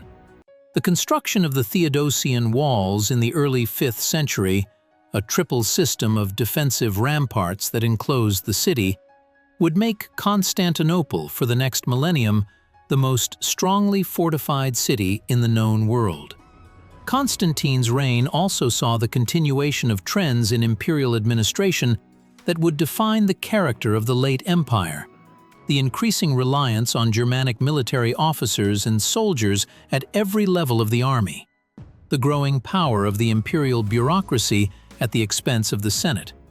And the intertwining of religious authority with political legitimacy in ways that would shape European governance for 1,000 years. The death of Theodosius I in 395 AD marked the last time that the Roman Empire was ruled by a single emperor. He left the western portion of the empire to his son Honorius, and the eastern portion to his son Arcadius. The division was not intended as a permanent partition. Previous divisions had been temporary administrative arrangements, but in practice, it would prove permanent. The structural differences between the two halves of the empire were significant. The Eastern Empire was more urbanized, more commercially productive, and possessed a shorter, more defensible frontier. Constantinople was a well-positioned capital close to the most prosperous provinces. The Western Empire, by contrast, was less urbanized, less commercially developed, had a far longer frontier to defend, and lacked the fiscal resources to maintain an adequate standing army of Roman citizens. The Western Empire increasingly filled the gap in its military forces with foederati, barbarian confederations that agreed to provide military service in exchange for payment, land grants, or autonomous settlement within the empire's borders. This was not unprecedented. Rome had used foreign auxiliaries throughout its history, but the scale of this dependence in the 5th century and the growing tendency for foederati contingents to be led by their own kings rather than integrated Roman officers created a military establishment that was increasingly difficult to distinguish from an occupation force. The pressure driving these migrations was itself largely external. The Huns, nomadic warriors from the Eurasian steppe, pushed westward into the territories of the Gothic peoples in the 370s, displacing them and driving them toward the Roman frontier. The Visigoths petitioned to cross the Danube into Roman territory and were granted permission. Abused by Roman officials and denied promised supplies, they revolted. At the Battle of Adrianople in 378 AD, a Visigothic force decisively defeated and killed the Eastern Emperor Valens, demonstrating that a foederati force could defeat a Roman army in open battle. The settlement following Adrianople established a new precedent. The Visigoths were settled within the empire's borders not as integrated citizens, but as an autonomous military force under their own leadership. They were Roman in their legal status, but not in their social integration. Over the following decades, similar arrangements were made with other peoples: Ostrogoths, Vandals, Burgundians, and others. In 410 AD, the Visigothic king Alaric, after years of negotiating unsuccessfully with the imperial court for payment and legitimate military command, sacked Rome. The psychological impact was enormous. Rome had not been taken by a foreign enemy in 800 years, though the physical damage was less catastrophic than the event's historical reputation suggests. Alaric's forces plundered the city for 3 days before withdrawing. The pattern of the following decades was one of progressive territorial loss. Gaul, Iberia, and North Africa were settled by Germanic confederations that operated with varying degrees of formal acknowledgement of imperial suzerainty, but in practice as independent kingdoms. The loss of the North African provinces to the Vandals in the 430s and 440s was particularly damaging, as they had been the principal source of the grain supply that fed the city of Rome and the largest single source of tax revenue for the Western court. The most dramatic episode of the mid-5th century came in 452 AD, when Attila and the Hunnic Confederation advanced into Italy and sacked multiple cities. Pope Leo I rode out to negotiate with Attila near Mantua and persuaded him to withdraw, a meeting that became legendary in Christian tradition. The following year, Attila died, and the Hunnic Confederation dissolved rapidly in the civil wars that followed. The Vandals, however, sacked Rome in 455 AD with considerably less restraint than Alaric's Visigoths had shown. By the 470s, the Western imperial government controlled little more than Italy. The armies defending Italy were composed almost entirely of Germanic federati, commanded by Germanic officers. The puppet emperors in Ravenna, where the Western court had relocated from Rome in 402 AD for its superior defensibility, held titles without authority. In 476 AD, the Germanic officer Odoacer deposed the last Western emperor, the young Romulus Augustulus, and sent the imperial regalia to Constantinople with a message that there was no longer a need for a Western emperor. The Eastern emperor Zeno acknowledged the communication.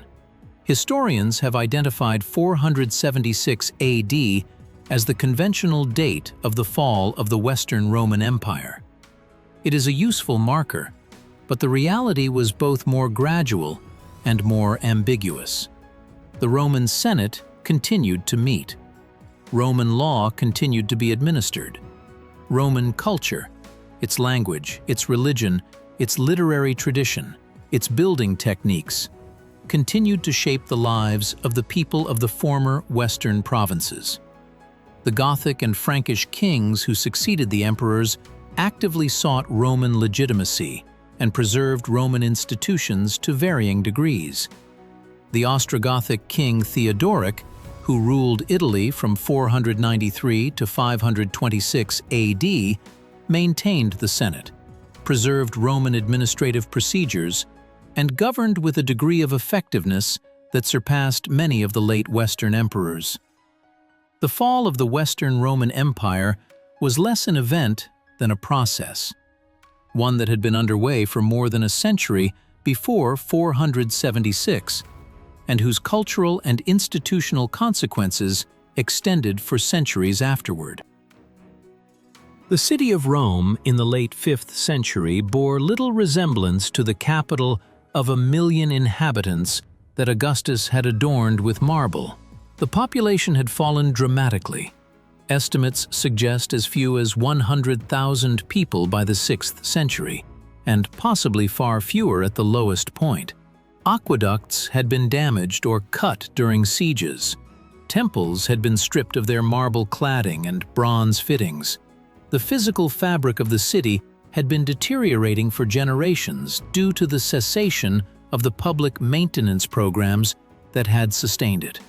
The Gothic wars of the 6th century inflicted the most concentrated destruction the city had endured since the Gallic sack of 390 BC. The Byzantine general Belisarius, acting on behalf of the Emperor Justinian's campaign to reconquer Italy from the Ostrogoths, captured Rome in 536 AD. The Gothic king Totila recaptured it in 546 AD and ordered its population to leave, leaving the ancient capital completely empty for a period. Belisarius eventually reconquered it. Totila took it again. The city changed hands multiple times in the course of a war that lasted 20 years and devastated the Italian population. Belisarius, in one of the recorded moments of the war, reportedly pleaded with Totila not to destroy the city, arguing that Rome's monuments represented the accumulated achievement of human civilization across generations and deserved preservation regardless of the political circumstances. The argument succeeded. Totila withdrew his order to burn the city. From the ruins of the ancient city, a new kind of Rome slowly emerged. The institution that provided both physical continuity and cultural significance was the Church. The papacy, the office of the Bishop of Rome, had been gaining in authority and practical governance capability since the Christianization of the empire. As the civil authority of the Western Empire contracted and collapsed, the Pope increasingly served as the effective governor of the city and its surrounding region, managing food supply, negotiating with invaders, and maintaining the physical fabric of the city's religious buildings. Christian construction had begun in the early 4th century. The Basilica of St. John Lateran, Santa Maria Maggiore, and Old St. Peter's, built on land donated by Constantine, established the architectural form, the basilica, borrowed from Roman law courts, that would define European church architecture for 1,000 years. Over the following centuries, the ruins of the ancient city were repurposed rather than preserved. Marble was stripped from old buildings for new construction. Pagan temples were converted into churches, most famously the Pantheon, which became the Church of Saint Mary of the Martyrs in 609 AD, and thereby survived when similar structures did not. The Aurelian walls were maintained as essential urban defense. The papacy's political authority received its most consequential formal recognition in 800 AD, when Pope Leo III crowned Charlemagne, king of the Franks, as Emperor of the Romans in St. Peter's Basilica on Christmas Day. This coronation established the concept of the Holy Roman Empire, a political entity that would persist in evolving form for 1,000 years, and permanently anchored the Pope's role as a king-making political authority within European power structures. The language of Rome survived its empire in several forms. Latin, preserved and standardized by the Church for liturgical and scholarly use, became the common language of European intellectual life for more than a millennium. The spoken Latin of the provinces had meanwhile been evolving independently into what became Italian, French, Spanish, Portuguese, Romanian, and their related dialects, the Romance languages, carrying the genetic inheritance of Roman speech in the mouths of hundreds of millions of people. By the year 1000, Rome remained the most important city of Latin Christian Europe, not for its size, which had recovered only modestly, but for its spiritual significance. Pilgrimage to the shrines of the apostles Peter and Paul made Rome the principal destination of Christian devotion after the Holy Land was cut off by Islamic expansion. The economic activity generated by pilgrimage funded new construction, churches, hospices, and the infrastructure of a city that had found a new purpose. While the western half of the Roman Empire was fragmenting into Germanic kingdoms, its eastern counterpart continued as a functioning state for nearly another 1,000 years. The civilization that historians call the Byzantine Empire, a name not used by its inhabitants, who called themselves Romans and their state Romania, was the direct institutional, legal, and cultural continuation of the Roman Empire, transformed by its eastern geography, its adoption of Greek as its primary language, and its deep integration of Orthodox Christianity into every aspect of public life. The founding of Constantinople in 330 AD provided the Eastern Empire with an almost ideally defensible capital. The city occupied a peninsula at the junction of the Bosphorus, the Sea of Marmara, and the Golden Horn, water on 3 sides, with the 4th side protected first by the old walls of Byzantium and later, in the early 5th century, by the Theodosian walls. This triple system of defensive ramparts, consisting of a deep moat, an outer wall, and a massive inner wall with 96 towers, made Constantinople effectively impregnable to the siege technology of the early medieval period. The city would not fall to external assault for more than 1,000 years. The first major challenge to the Eastern Empire's distinct identity came with the reign of Justinian I, who ruled from 527 to 565 AD. Justinian was among the most ambitious rulers in Byzantine history, driven by a vision of restoring the unified Roman Empire.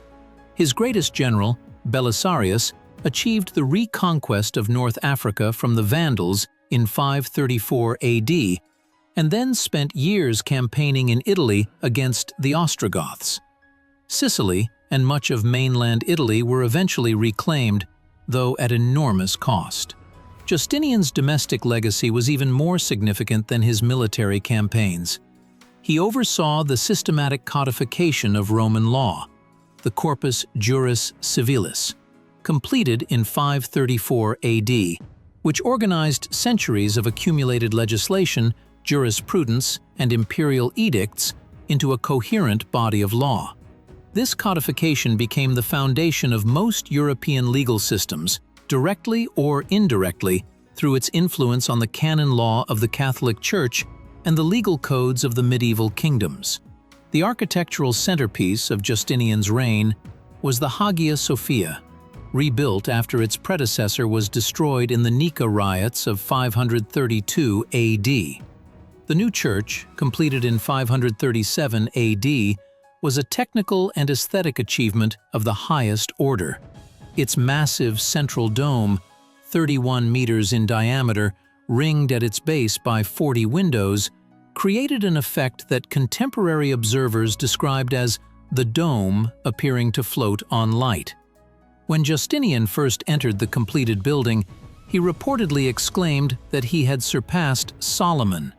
The Hagia Sophia remained the largest cathedral in the world for nearly 1,000 years and is among the most significant architectural achievements in human history. Justinian's reign also demonstrated the vulnerability of his imperial ambitions. The reconquest of Italy devastated both the peninsula and the Byzantine state that fought for it. The plague of Justinian, which struck from approximately 541 to 549 AD and recurred in multiple waves over the following decades, killed millions across the Mediterranean world, destroying the economic and demographic foundations that his military campaigns required. 3 years after Justinian's death, the Lombards invaded Italy, and within decades had taken the majority of the peninsula, leaving Byzantine control limited to Ravenna, Rome, and southern Italy. The most consequential development in the history of the Byzantine Empire and in the history of the Mediterranean world was the emergence of Islam in the 7th century and the extraordinarily rapid expansion of the Arab Caliphate. The Byzantine and Sassanid Persian empires had exhausted each other in a catastrophic war fought from 602 to 628 AD.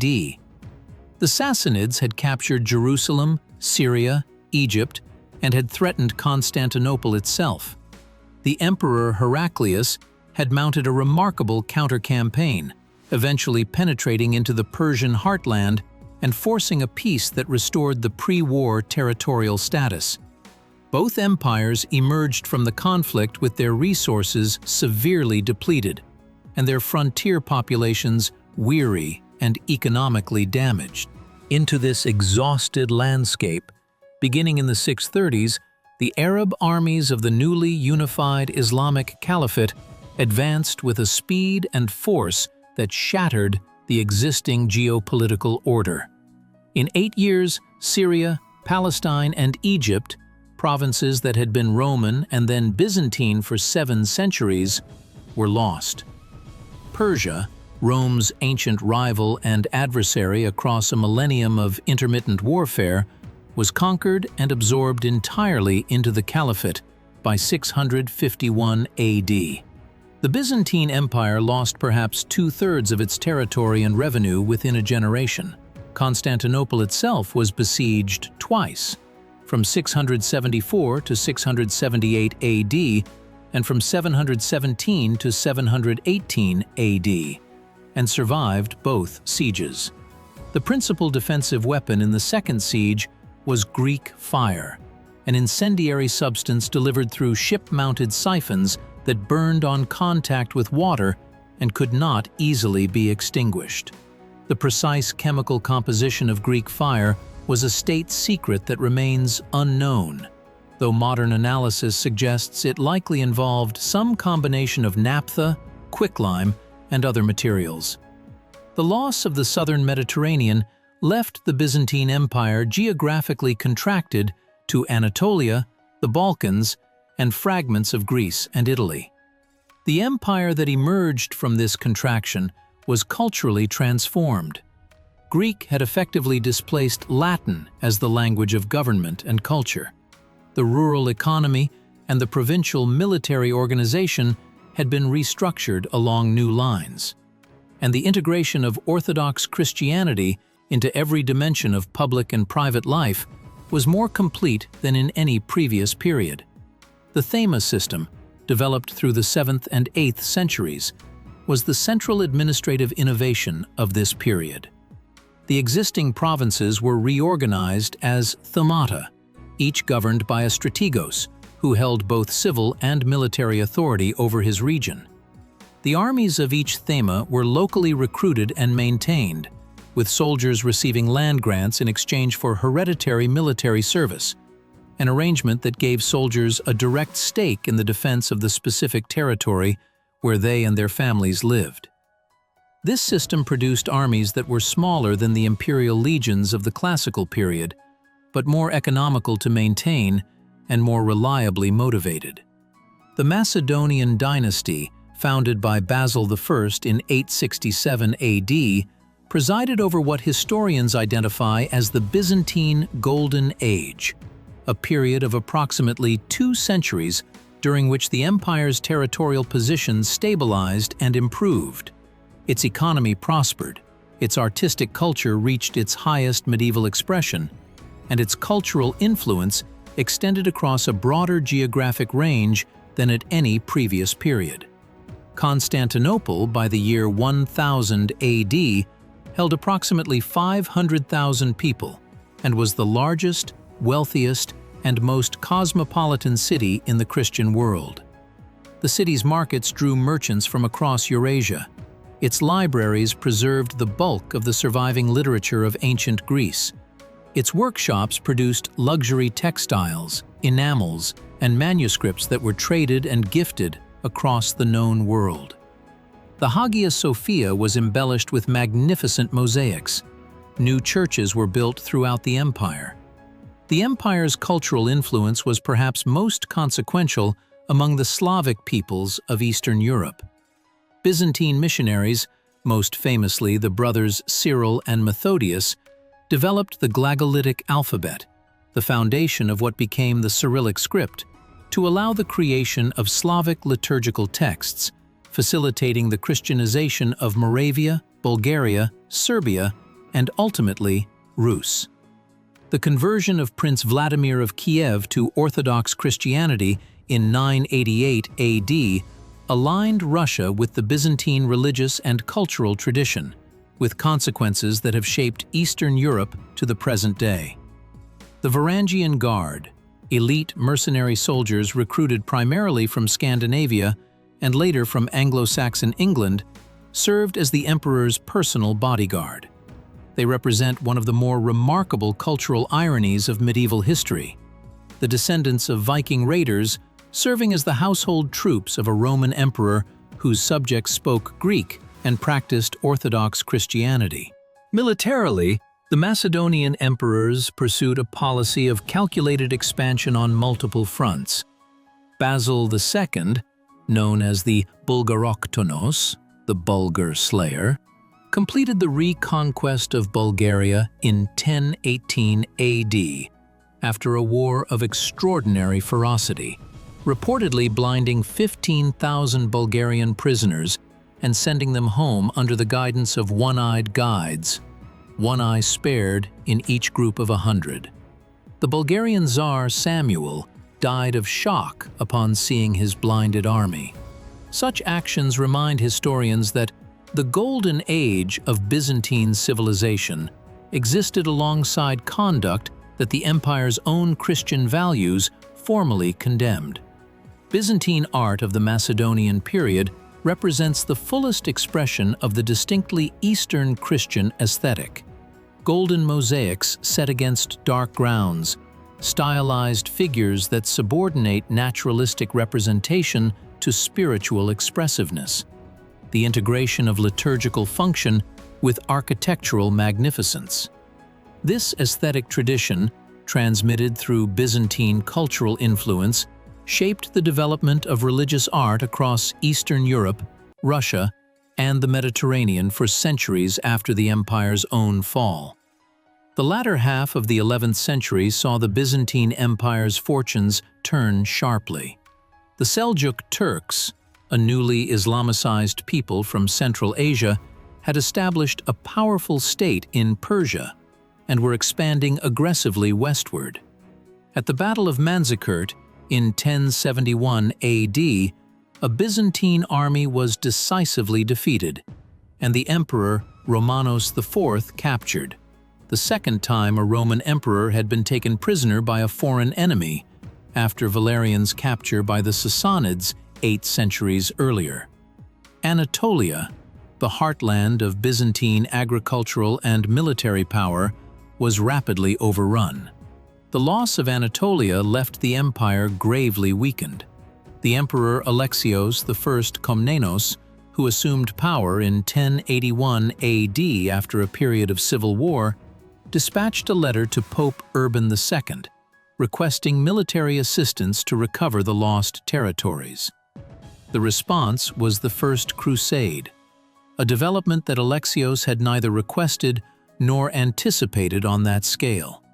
The Crusaders' principal objective was not the recovery of Byzantine territory, but the liberation of Jerusalem, and their methods, plundering the territory through which they marched and establishing their own principalities in the Levant, were as troublesome to Byzantium as its enemies. The relationship between Byzantium and the Latin West, never warm, deteriorated through the following century under the compounding stresses of religious schism, commercial competition, and political misunderstanding. The Great Schism of 1054 AD had formally divided the Catholic and Orthodox churches. Venetian merchants, granted extensive trading privileges within the empire, had displaced Byzantine merchants from their own domestic markets, and the growing presence of Latin crusaders in the Eastern Mediterranean created multiple points of conflict. The catastrophic outcome came in 1204 AD, during the Fourth Crusade. Diverted from its original destination, Egypt, by political circumstances and the intervention of Venetian commercial interests, the crusading army besieged and sacked Constantinople. The city was looted with extraordinary thoroughness. Priceless relics and artworks were carried to Venice, where many remain to this day. Manuscripts were destroyed, churches were desecrated. A Latin emperor was installed on the Byzantine throne, and the empire's territories were partitioned among the Crusades' leaders. Byzantine nobles established successor states in the regions that remained outside Latin control. The most significant was the Empire of Nicaea, which maintained Byzantine institutions in exile, and in 1261 AD, reconquered Constantinople when the Latin imperial court's defenses were momentarily depleted. The restored empire was a shadow of its former extent and prosperity, but it survived.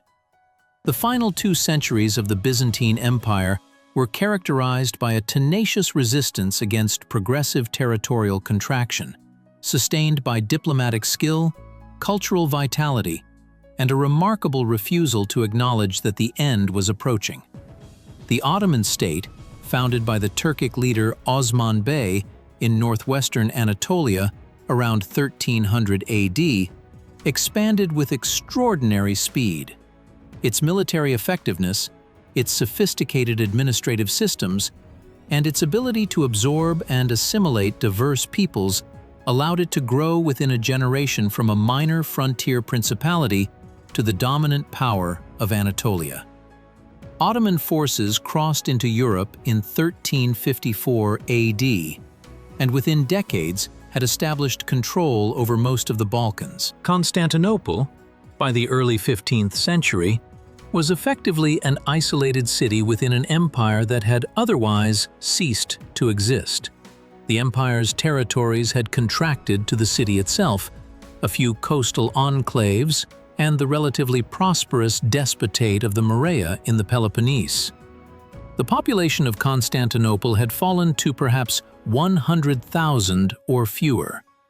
The physical fabric of the city, its aqueducts, its ancient monuments, its harbor infrastructure, was in advanced deterioration.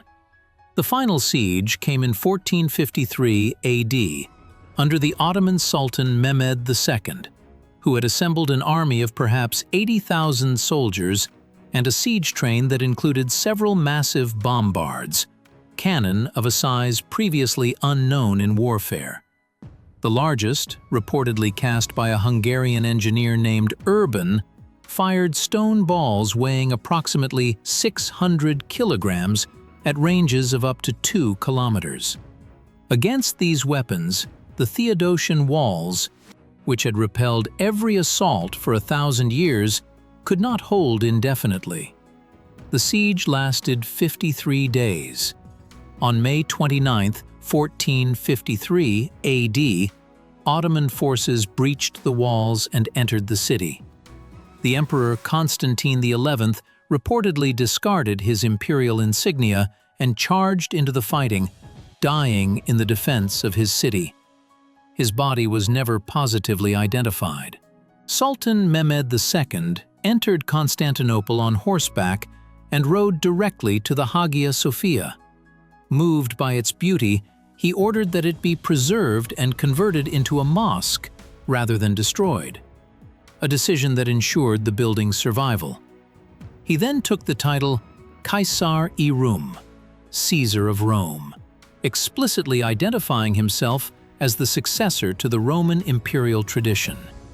It was a claim that reflected an understanding of what Constantinople meant, not merely a city, but the embodiment of a civilizational continuity that Mehmed recognized as worth inheriting rather than erasing. Constantinople, renamed Constantiniye by its new rulers, became the capital of the Ottoman Empire. Greek-speaking Orthodox Christians continued to live in the city, to practice their faith under the Ottoman millet system, and to participate in the cultural and commercial life of the new imperial capital. The continuity of Greco-Roman culture within the Ottoman framework, however transformed, extended for centuries beyond 1453. The fall of Constantinople also had significant cultural consequences for Western Europe. Byzantine scholars, many of whom had been migrating to Italy for decades as the empire contracted, brought with them manuscripts of ancient Greek texts, philosophical, medical, mathematical, historical, and literary, that were largely unknown in the Latin West. Their arrival in Italian cities, particularly Venice and Florence, contributed substantially to the intellectual ferment of the Renaissance and to the renewed engagement with classical antiquity that would reshape European civilization. The history of Rome, from the mythological founding of the city by the Tiber to the fall of the last Roman state in Constantinople, spans more than 2,000 years. It is a history that encompasses the gradual consolidation of a city-state, the creation of a Mediterranean empire, the transformation of that empire into a new kind of political entity, the fragmentation of that entity, and the survival of its cultural inheritance in forms that continue to shape the contemporary world. The most immediate legacy of Rome is institutional. The legal traditions of Rome, preserved in the Corpus Juris Civilis and transmitted through the canon law of the Catholic Church, the codes of the medieval kingdoms, and the scholarly legal traditions of the medieval universities, are the direct ancestors of most European legal systems and, through European colonialism, of most of the world's legal traditions. The concept of the citizen, the principle of equality before the law, the distinction between public and private rights, and many of the specific legal doctrines that govern contract, property, and criminal procedure in modern systems derive, directly or indirectly, from Roman jurisprudence. The political vocabulary of the West is substantially Roman. Republic, Senate, Constitution, Consul, Veto, Imperium, Magistrate, Dictator, Province. These are Roman terms that passed into European languages carrying Roman conceptual content. The founders of the American Republic studied the Roman Republic intensively and drew from it both inspiration and cautionary examples. The image of Roman civic virtue, the citizen soldier who places the common good above private interest, was an explicit model for the political culture of the early United States. The architectural legacy of Rome is visible in every major city of the Western world. The Basilica plan, developed in Rome as a flexible, multi-purpose public building type, became the standard design for Christian churches and subsequently for courthouses, legislative buildings, and public halls across Europe and the Americas. The Roman arch and vault, the dome, concrete construction, the planned street grid, the aqueduct, these technical achievements shaped urban environments for 2 millennia. The linguistic legacy of Rome may be its most pervasive. Latin gave rise to the Romance languages, Italian, French, Spanish, Portuguese, Romanian, and their many related dialects, spoken today by approximately 800 million people as native speakers. Latin vocabulary permeates English through the Norman-French overlay on the Anglo-Saxon base. Scientific and legal terminology globally depends on Latin roots. The very alphabet in which this narration is written, the Roman alphabet, was transmitted from Rome through its medieval church and its Renaissance scholarship to become the most widely used writing system in human history. The religious legacy is no less significant. The Catholic Church, with its center in Rome and its papal institution claiming direct continuity from St. Peter, has been the most influential single institution in the history of Western civilization. The Orthodox churches of Eastern Europe and the Middle East trace their institutional and theological heritage to the Byzantine Christianity that Rome's Eastern Empire developed and transmitted. Christianity itself, which might have remained a regional Jewish sect without the infrastructure of the Roman Empire to carry it across the Mediterranean world, is the most widely practiced religion in human history. Perhaps most fundamentally, Rome bequeathed to the Western world the concept of a civilization that transcends any particular people or place. A civilization defined by shared law, shared language, shared culture, and shared values, rather than by ethnicity or geographic origin. This idea, that belonging to a civilization could be achieved rather than merely inherited, is one of the most consequential contributions of Rome to subsequent human history. Rome was not a perfect civilization. Its power rested on slavery at a scale that compromised the moral foundations of its proudest achievements. Its expansion was accomplished through violence of enormous magnitude. Its internal politics were capable of savagery that its own best values condemned. Its treatment of subject peoples, Jews, Christians, and others who could not or would not conform to the dominant culture, was frequently brutal. The history of Rome, honestly examined, contains as much that demands criticism as it does that merits admiration. But Rome was also, across its long history, a civilization capable of remarkable institutional flexibility, cultural absorption, and adaptive survival. It converted failure into lesson, crisis into reform. It absorbed the peoples it conquered and was transformed by them. It built institutions that outlasted the political entity that created them. And it left behind a body of law, language, literature, art, architecture, and political thought that has continued to shape human civilization, long after the last emperor fell.